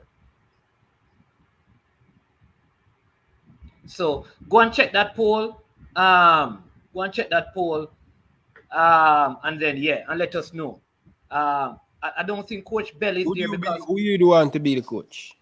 Let me tell you the truth. I think here's what I believe, people, and you can tell me, Ryan, what you think. I think a couple of things. Number one, right, is we have to get somebody in right now. I would say interim to just bring us through the World Cup campaign. If we lose these 2 games, it's basically impossible to qualify. So if that 30 points to play for, 30 points. We are 30 points leave for Jamaica to play for. 30 points. So if we lose we have these 1 points now. It's right. 27. It's 27 points. Is 28 points can take you to the World Cup? No, man. Remember, if we lose these 2 games, you know. No, I'm just basing because really and truly, bro. If me right now have the money, Whitmore have to go, I would not make him in charge of this Canadian game, bro. So basically, you're saying you give him this game. Yeah, I have to give him this game, and watch this. I have to, in other words, if he has to get this game. So I'm saying after these 2 games, if we don't get 4 points, or if we get 4 points, we can make a move. Here's what I would do. If the campaign can be salvaged and we can qualify, it's a different set of persons. I would say, all right, let me get a group of persons who I think can work together. Maybe if Butler has a qualification. Is he have the qualification? That's what I'm not sure about. Paula, he can travel to United States? That's what I'm saying. All of those questions would have to be asked because I don't know. All right, I would keep Butler in there. Paul I'm keeping there to stay as well because I'm going to put together a group. I would say Rudolph Speed, and I would bring in a Marcel Gill. Marcel then- Gill have him big job at Brentford, bro. The man now come. No, man, Marcel Gill, the coach at Waterhouse. All right. Cousin. Fuzzy. Fuzzy. So I'd look at those persons and say, all right, you stay, kind of bring us through so we can have different persons in different functions for the rest of the campaign. But down the road now, then you could look at who would take up the team after the campaign. And then you could look at other coaches, maybe like Andrew Edwards and the Miguel Coley, a couple of persons probably overseas coaches, international coaches. But in the immediate, I would probably do a group of persons. Who I'd give the head coaching job to, I don't know. But I would at least have Paul Hall,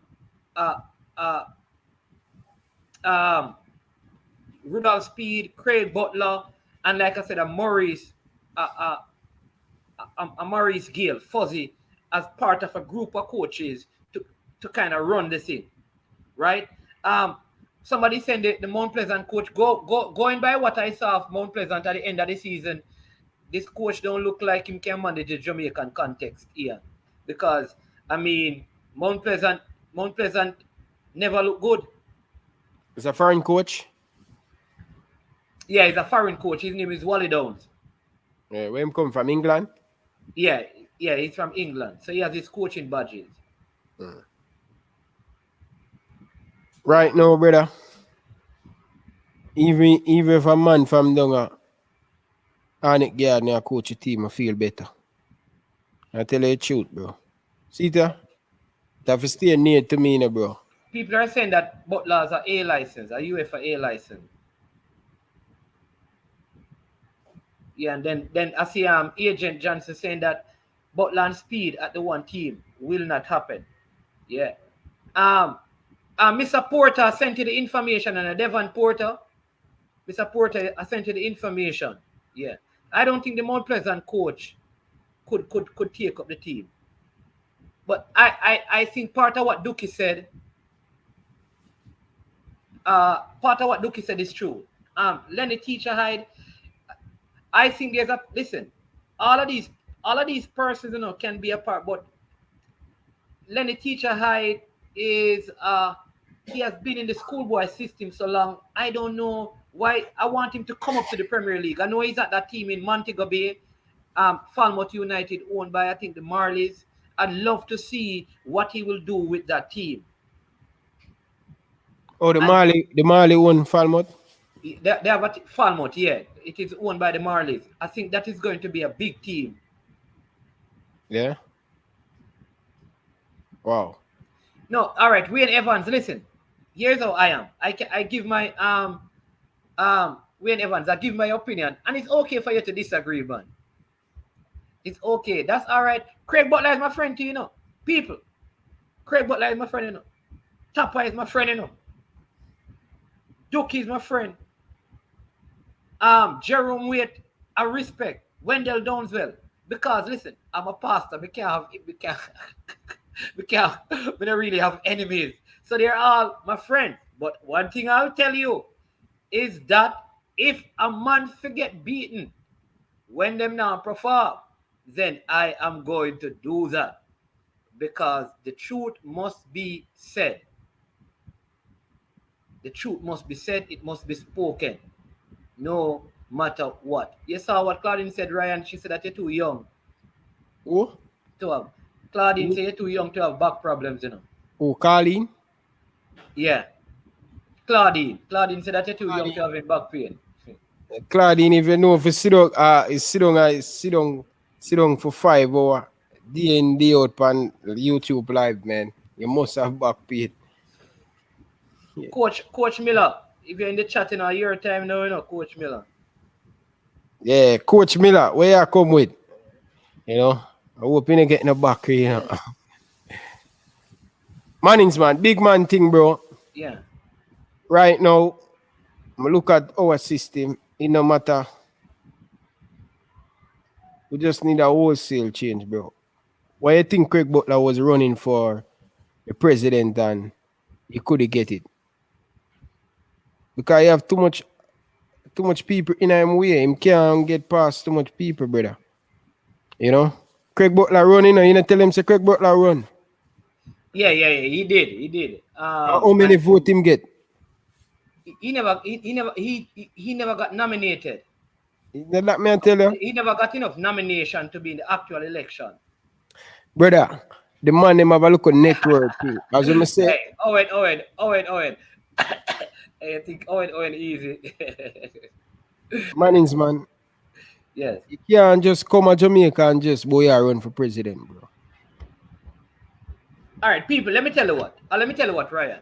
And this is what people have to understand, right? Is we have to learn to be very diplomatic. I'll say this, Ryan, right? You know that if you got, like, say the JFF were to offer you a job, you would have serious problems. Because here's what, how we project ourselves give people a certain perception, you know. So there's a group of people, you know, who have a problem with me. There's a group of people who have a problem with you. So at the end of the day, anybody who get the job,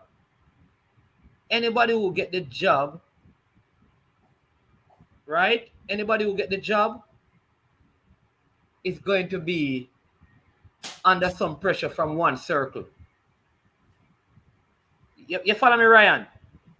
Like, if Jerome would get the job, there are certain level of people who are going to diss him up. I'm telling you that. But let me hear what Peso's saying, because Peso, when you put information, make sure it's credible, you know. So Peso is saying, I heard the reason why Dennis Taylor was left out of is because he is friendly with the UK players and they are trying to make some links. Fine. So why would he be left out of the team because of that? In Peso, I mean, explain that to me. He's left out of the job because he's friendly with the US players. Why would he, the English players, why would he then be left out? Just explain that to me, Peso. Explain that to me, because I'm not sure I'm getting it. I'm not sure I'm getting it. You understand it, Ryan? Beijing, right now, this one top of a go, bro. That's all I'm want, bro. For me, happy, bro. Yeah. You Mannings, man. Jano start. Tomorrow the big game in the Mannings, man. Hey, the good thing is that Canada will be losing a couple players, you know. Yeah, but United States lose couple player. How could it beat them? Yeah, but these players are critical because Buchanan will be out. Buchanan will be out of that team. Leah will be out. Victoria will be out as well. So I mean, those are three regular starters will be out of the team. But Manning, the man them have a system, brother. Man them have a system. Canada have a system. See? USA have a system. So anybody can come out of the system and put in anybody and the system work. Well, that is true. Effective. You understand? Trust me. Canada are the team right now. Okay. Them man they go to Mexico and get a pint. When Mexico, I watch a game, them lay down in my bed and watch a game that yesterday. Seeing? And the man them supposed to win. The amount of chance them create. So may I tell you, it now go pretty when them come to Jamaica. Yeah, that is true. Anybody in here do marketing? I mean, if you do business administration, you probably did it as a minor or course. Maybe never major in marketing. But one of the things is this, right? In marketing, Ryan, we all know this, right? That even if you're selling a product, right? If if you're selling a product and a supermarket, as an example. Hold on, before you get into that, why the marketer female resign? You know, normally in certain companies, before you get fired, you resign because you don't want fired on your resume, so you resign. So sometimes you get the option to resign, you know, because they don't want to say fire on your resume because that may affect you down the road. But I don't think she was doing the job.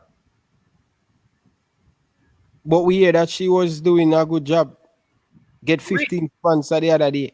Get 15. Said the team get 15 sponsors the other day. No, oh, you mean them get sponsor, not sponsor. Must sponsor. So what me say pan JFF page and put up sponsor Burger King and water name there. No, seriously, man. Share your page and go on the yeah, but that was for the Gold Cup, man. It's just for the Gold Cup alone? Yeah, that was a Gold Cup sponsorship, and that was in the pipeline before, I think. Yeah. All right, so let me give you the marketing thing, right? If anybody does marketing, say you're marketing bottled waters, right? And the big supermarket chain, you go say you're gonna go to them and sell your waters, so that, because you know, if you get in the big supermarket and it does well there, you have created leverage for other places. So what do? You have to learn how to win friends and influence people before you try to pursue positions of leadership. So if a person want to be involved, say in football at the highest level, one of the things you have to do is to build relationships so you can create leverage. If you create enemies, it's going to be a problem. So in the same way, I would say to this particular business place, listen, here, you know, really and truly, I have this product, it's a very good product, and blah, blah, blah. I invite them out, I find the CEO, and I said, hey, you know, man, what you're doing, you know, we're having a golf tournament, and we're giving you do that. Why? Because, you know, if you get the CEO on your side, it creates leverage and opens up the door for you to have influence. What I'm saying, people, that in this whole thing, what I think we have to do, Ryan, is that a person like me, I have to create leverage and influence, so that if I get to the place where I want to be involved in football, I have built up healthy relationships where I can go in and have people on my side, because you can't get into it to change anything if everybody is your enemy. Yeah. And this is the only problem I think Craig Butler have a lot of enemy. Yeah. Exactly what I'm saying. So that is why Craig Butler. Exactly what that is why Mr. Craig Butler probably won't have a problem, because he has so many enemies that many people, even for the good of the sports, you know, are going to still fight against him, because he has created that. Same thing with Rudolph Speed, whether it is so or not. Many people don't necessarily like them because of their approach, and so because they don't like them because of their approach, they're not going to. What I am saying to people is that sometimes when you want to be in a place of influence, you have to know how to win friends and influence people. It's called networking. You have to be able to network, create connections with people. That is one of the biggest things that Captain Horace Burrell did. True. That is one of the things that he did. But you don't think Rudolph Speed would get a lot of sponsor because of his business? You know, a lot of people in the industry. I think Craig Butler will get sponsor. Rudolph, a lot of people will get sponsor, you know. But here's the problem: will they get the position? Will they be footballing people? Because here's the truth. You see the footballing people in Jamaica. People, let us be real. Who are the two powerful men in Jamaica way running the football? Listen, everybody, I think in Jamaica's football, everybody is powerful in their corners. Check the no, football. You have some powerful man. You have some powerful, bro. Yeah? What do Yeah, think on the comment? you have some people who are very powerful, bro. Anything them say, that's have to go. And Okay. if not, you know that, bro. You remember when my boy beat Captain Horace Burrell, what's his name again? Preston Box Hill. Yes, you remember when he beat Burrell? What happened to Jamaican football? You When, don't Bo- remember? You don't when remember when my boy beat Captain yeah, Horace? it went down because nobody was giving Box Hill any money. Why you think that? Because again, influence. He never have the clout to influence people. And all the No, it's not that, man. It's just because you have some people were in the thing where they're just not going to make him get that success. They block him, they blackball him, take away him sponsor and them thing there. You people, please. understand? Yeah, man. The people them who run in Jamaican football, in brother. The people them who have a view and Portmore United, them man they are the powerful man who are run the thing, who are run the JFF. All right. So I see a good question here. People, watch this now. Let's get back to this. Please, please, people. If you have not yet subscribed to the channel, you understand me? We appreciate the likes, 119. Let's see if we can get it up some more. But here's the thing. Also subscribe if you have not yet. Let's see if we can get 2K subscribers. Right, Ryan? I see Yeah, nothing. man, get it, man. I soon leave here because I have some Canadian people and I have to go prepare for What my. time? What time your show start? Because I'm gonna start it. You know, I'm not like tell people when I'm gonna start the show, but you just look out. All right then, people. So we're going to run this for probably 9 more minutes and then we'll go. Let me take this from Natty Congo. Man, can you tell me why the great Captain Burrell didn't entertain Craig Butler? Remember, Burrell and Butler didn't see eye to eye. Hey, Natty Congo, listen, I'd love for you to come on because guess what? Boy, I don't know, me know a lot of football things, but some of the things I just don't know. I don't know. I don't know. All right. I'd love to find out some of those things, but I can tell you this. There are certain persons who are powerful enough in Jamaica's football that if you are in charge, they can determine what you get and what you don't get because they have clout also in the business sector. All right. And here's one of the things I believe. I don't believe, because two things can be the brand, you know. The leader can be the brand or the product can be the brand. I think right now, the leader of Jamaica's football cannot be the brand. So the product, which is the football team, needs to be the brand. The thing is that the football team can't be the brand, Ryan. You know why? Because the football team is not doing well. In marketing, either the personality or the product must be the brand. The best thing to be the brand right now is the football team. So the football team needs to perform so that sponsorship can come on.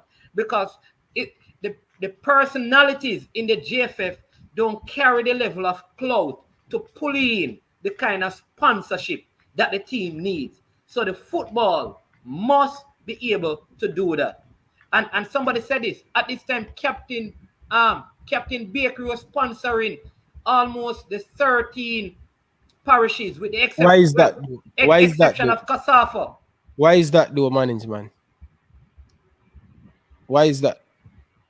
Why is Captain Horace Burrell sponsor all the parish association?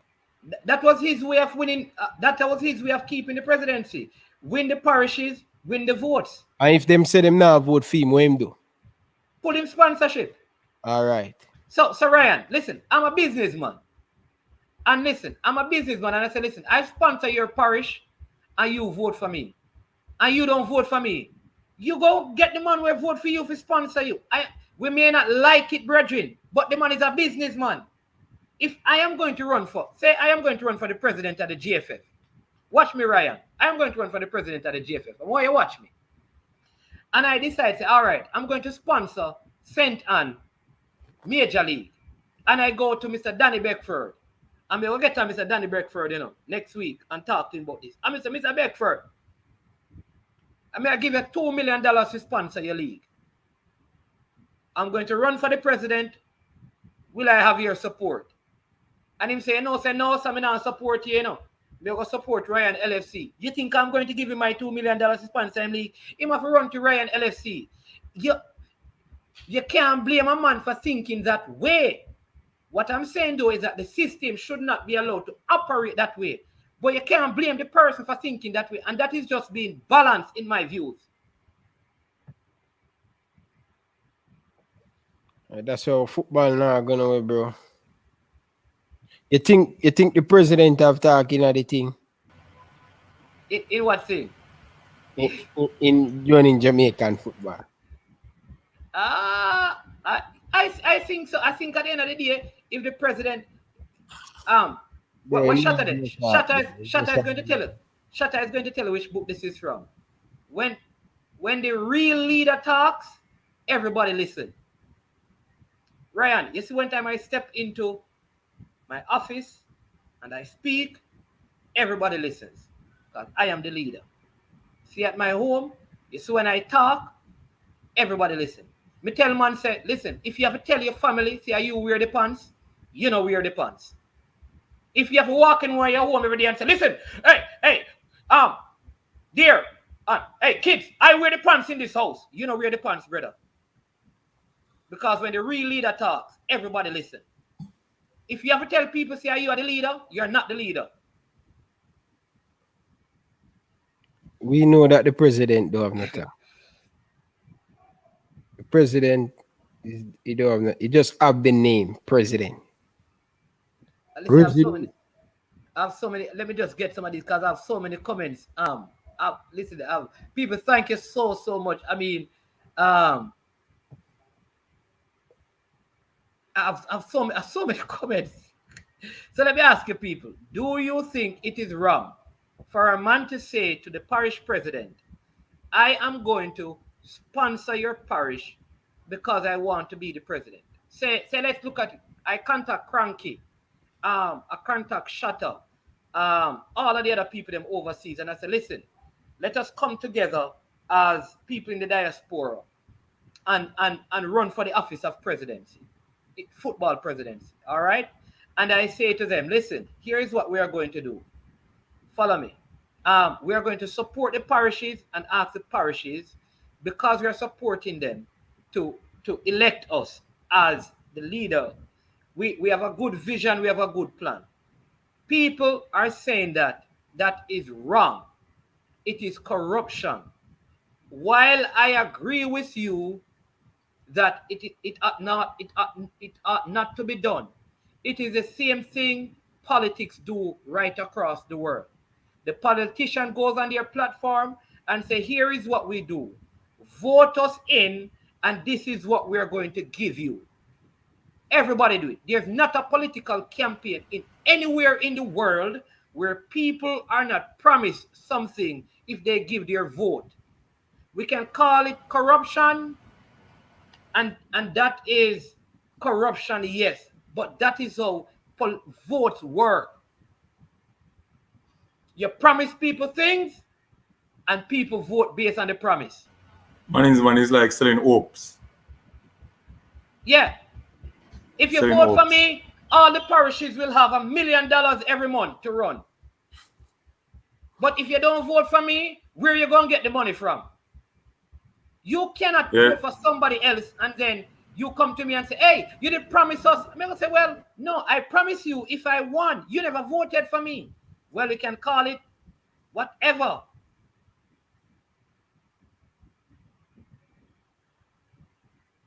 But I don't like that part though, Manny's on. Yeah. Even though the person doesn't give it $1 million and you win, you're supposed to still, people football before matter. It's supposed to be a national duty before anything else. You understand? So that is the biggest problem. Right or wrong, Ryan? Brethren, all right. Listen to me now. It is not wrong. Is it wrong for you to say to a woman, hey, my girl, if you come and sleep with me, and come over to my house tonight, yo, me gonna take you shopping. Is that wrong? Girl thing different still now. All right, girl thing different. If Digital say to you, if you buy this phone, I will give you $10,000 credit. Don't buy from the other company because they don't give you. Are they wrong for telling you that? We never hear that one. We never hear it so well. Say it over. If a company says to you, if you buy your cell phone from our company, we give you $10,000 free credit. Don't buy from. Is that wrong? No. Nothing wrong with that. No, nothing wrong with that. Ganesh, I did not say I'm paying her for that. I said that let me take you shopping, brother. What is it is not sorry. Oh wait, there you go. Sir. Ryan, if not me still people because I'm married, I'm not Ryan. For the single people in the place, right? If a single man go to a girl and say, listen, if you come and be with me, if you be my woman, I will take care of you. That's not prostitution, that's marketing. You're marketing yourself. You're showing her that you understand me, being with you comes with certain benefits. That is what it is. It is marketing, bro. So what a man is doing on his campaign is marketing. His campaign is saying that, vote for me and I will make football in your parish better. Vote for me and I'll help you start an under 15. I will help you start under 17. I'll help you start under 20. And then you vote for the person. Man is man. Here's the implication now. Now I go to the politics. All right. Yeah. So if I am a PMP, right, and a Labour right MP win the seat. Remember, when you vote for the PMP, you go in your polling station, you vote. Them people in there know who you vote for, Don't feel like them don't know who you vote for, Well, I so don't if know you, that all right, if you go to them now and ask them if you're a farmer card or a contract or you're a PMP, you never get that, right? And that's the problem. You get what I say? Them not get because he's a different political person. So that's the problem now. You hear me? I say? True. My people in my comment section are easy. Gary should come back here. Man says, suppose the girl says no, I don't want you. But you should still take me shopping. What should the man do? Hey, me can answer that. You understand me? Because you understand me? And Ryan can answer that. So somebody, and let me say this, unseen, what you're saying, I have no evidence of it, I have no proof of it, and I don't believe it is so. All right, let me just categorically state that. And you see the description. What? Unseen, and we now get to the political thing, but but it's similar in football. I'm just giving you a point. No, so it's a all similarity. Right, so Duckie said, listen, this is in support of my point, right, Ryan? Because if the girl says no, the man also has a right to say, well, I'm not taking you shopping. But there are some people who would still take her shopping. Some won't. So this whole thing with the football thing is this. There's a level of corruption that is in it at every level. If you go to who gets what you call it, who gets the FIFA World Cups, what do they promise? The host nation normally promises, like, say, when Qatar wanted the World Cup, they promised CONCACAF certain things, and they promised these federations so that, listen, if we keep the World Cup, we will give you practice games, we will give you this. And that is just how that's just how it works, I think. The CONCACAF president, no. The president, no. Yeah. He will be one of the biggest presidents in CONCACAF ever.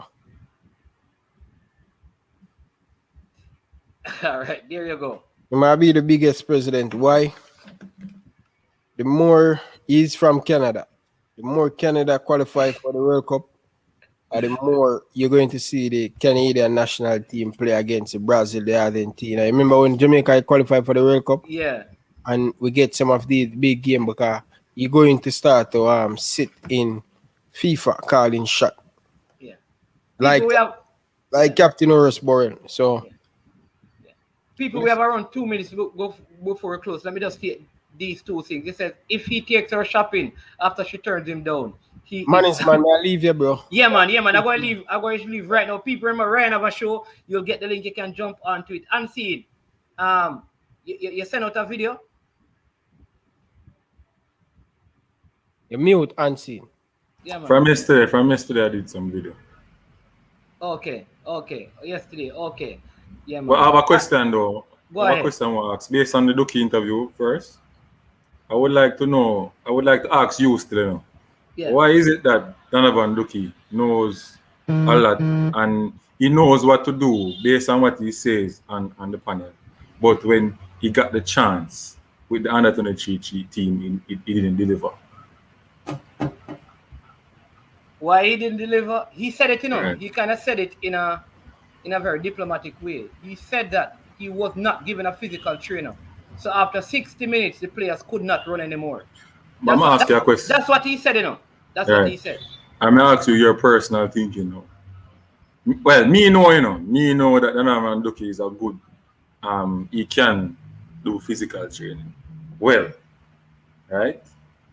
But this is the reason I think the head coach will say, in a national setup or a top flight club, the head coach responsibility is not to go in that department, because if he damage one of those players, he can lose his job immediately. Yeah. All right. That is true. Let me say this. And then like we close. Like this is a lot. Ganesh, what I'm saying, you know, is that I do not believe that if I say, people, I am going to help your parish as a president, if I am elected and vote for me, and if you vote for me, here's my vision. My vision is I'm going to build 10 stadiums. I will personally see that in your parish you get 10 stadiums built. In your parish, I'm going to provide you with enough resources to have under 15, under 17, under 20 tournaments. In your parish, I'm going to ensure that an academy is built up. Vote for me to be your next president. And if you don't vote for me, I don't provide those resources. I do not see that as corruption. Corruption is when I give you money without coming publicly to say that I'm giving you money, and I say, vote for me, but don't let nobody know, and I put money under the table. That's what I'm saying. What I'm saying to you is that I'm going to come out publicly and say, people of Port of St. Catherine, I want to be your president. Here is my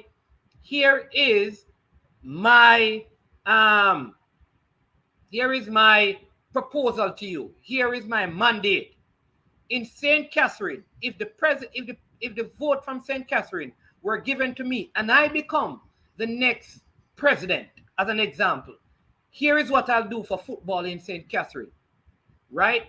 We have accumulated the total of 2 billion Jamaican dollars to pump into. I don't see that as corruption.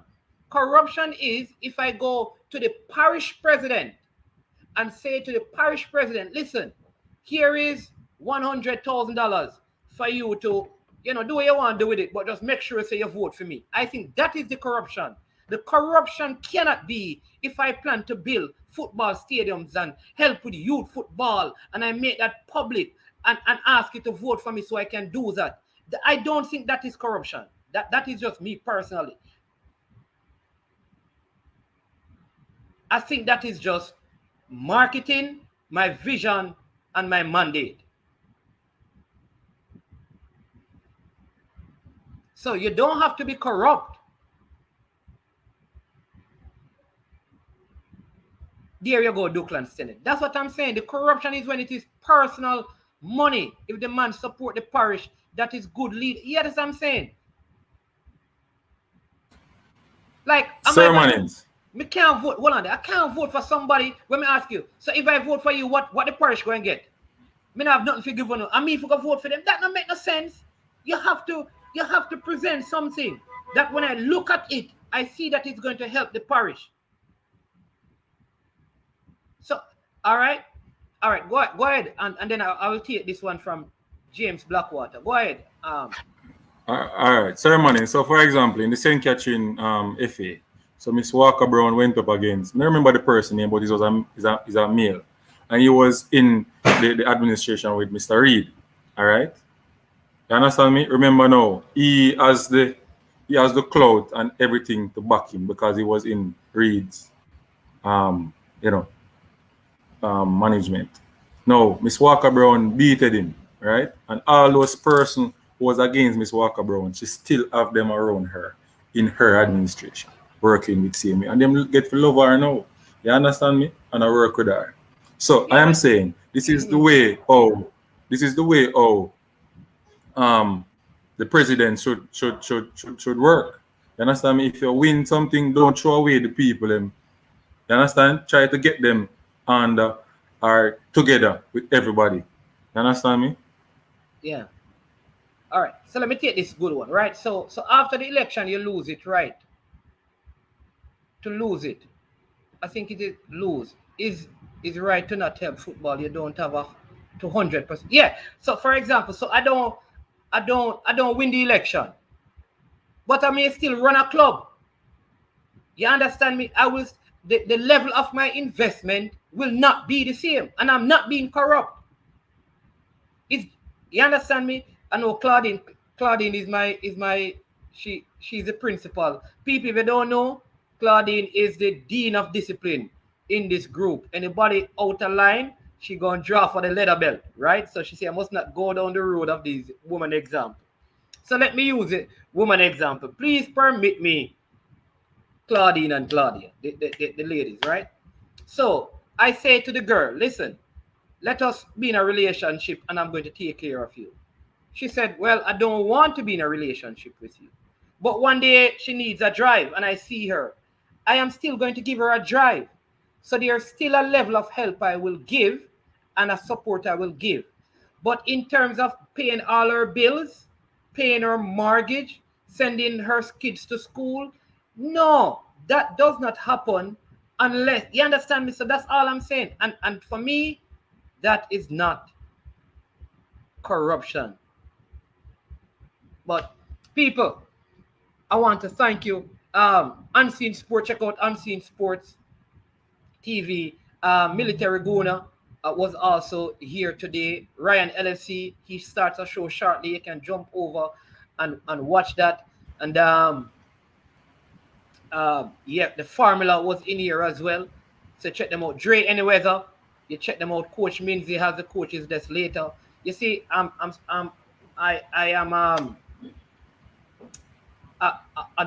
we don't know what we're going to do on Sunday because we're going to be, at the game. So we hope that we can be able to give you some clippings and let you know what is happening, how that is going to work. We're going to figure that out.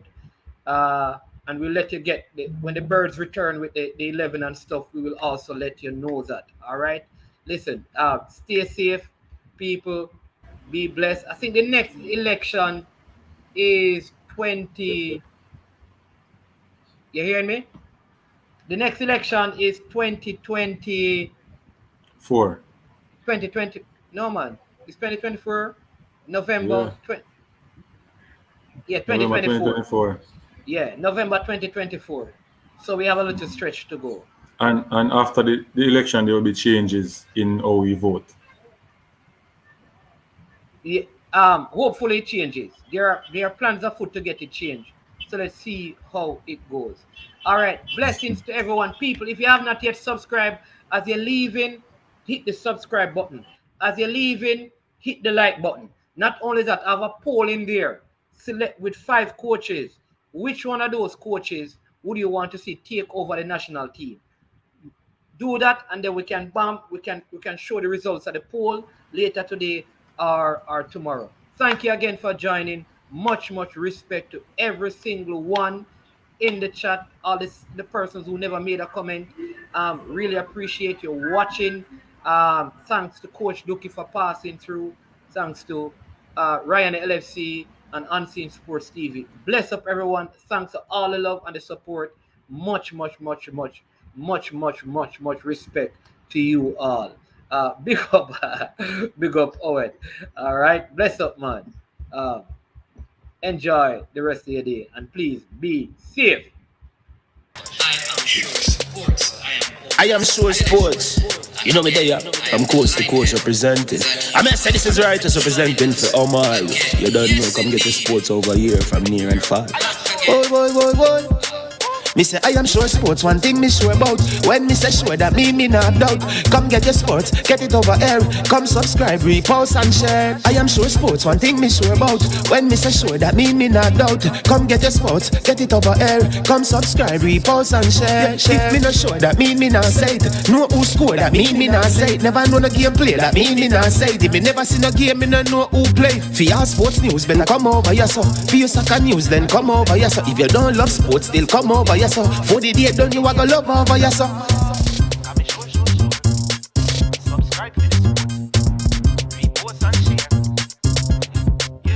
So when it comes on to behavior concerning football, Jamaica is decent. I am sure that if we can get all of these things done, set in place by the end of April, it gives us enough time before the World Cup campaign. Not afraid of no Brazil, no Argentina with these crapper players. We are good enough. Remember to like, subscribe, share. Listen, comment, let me know what your thoughts are.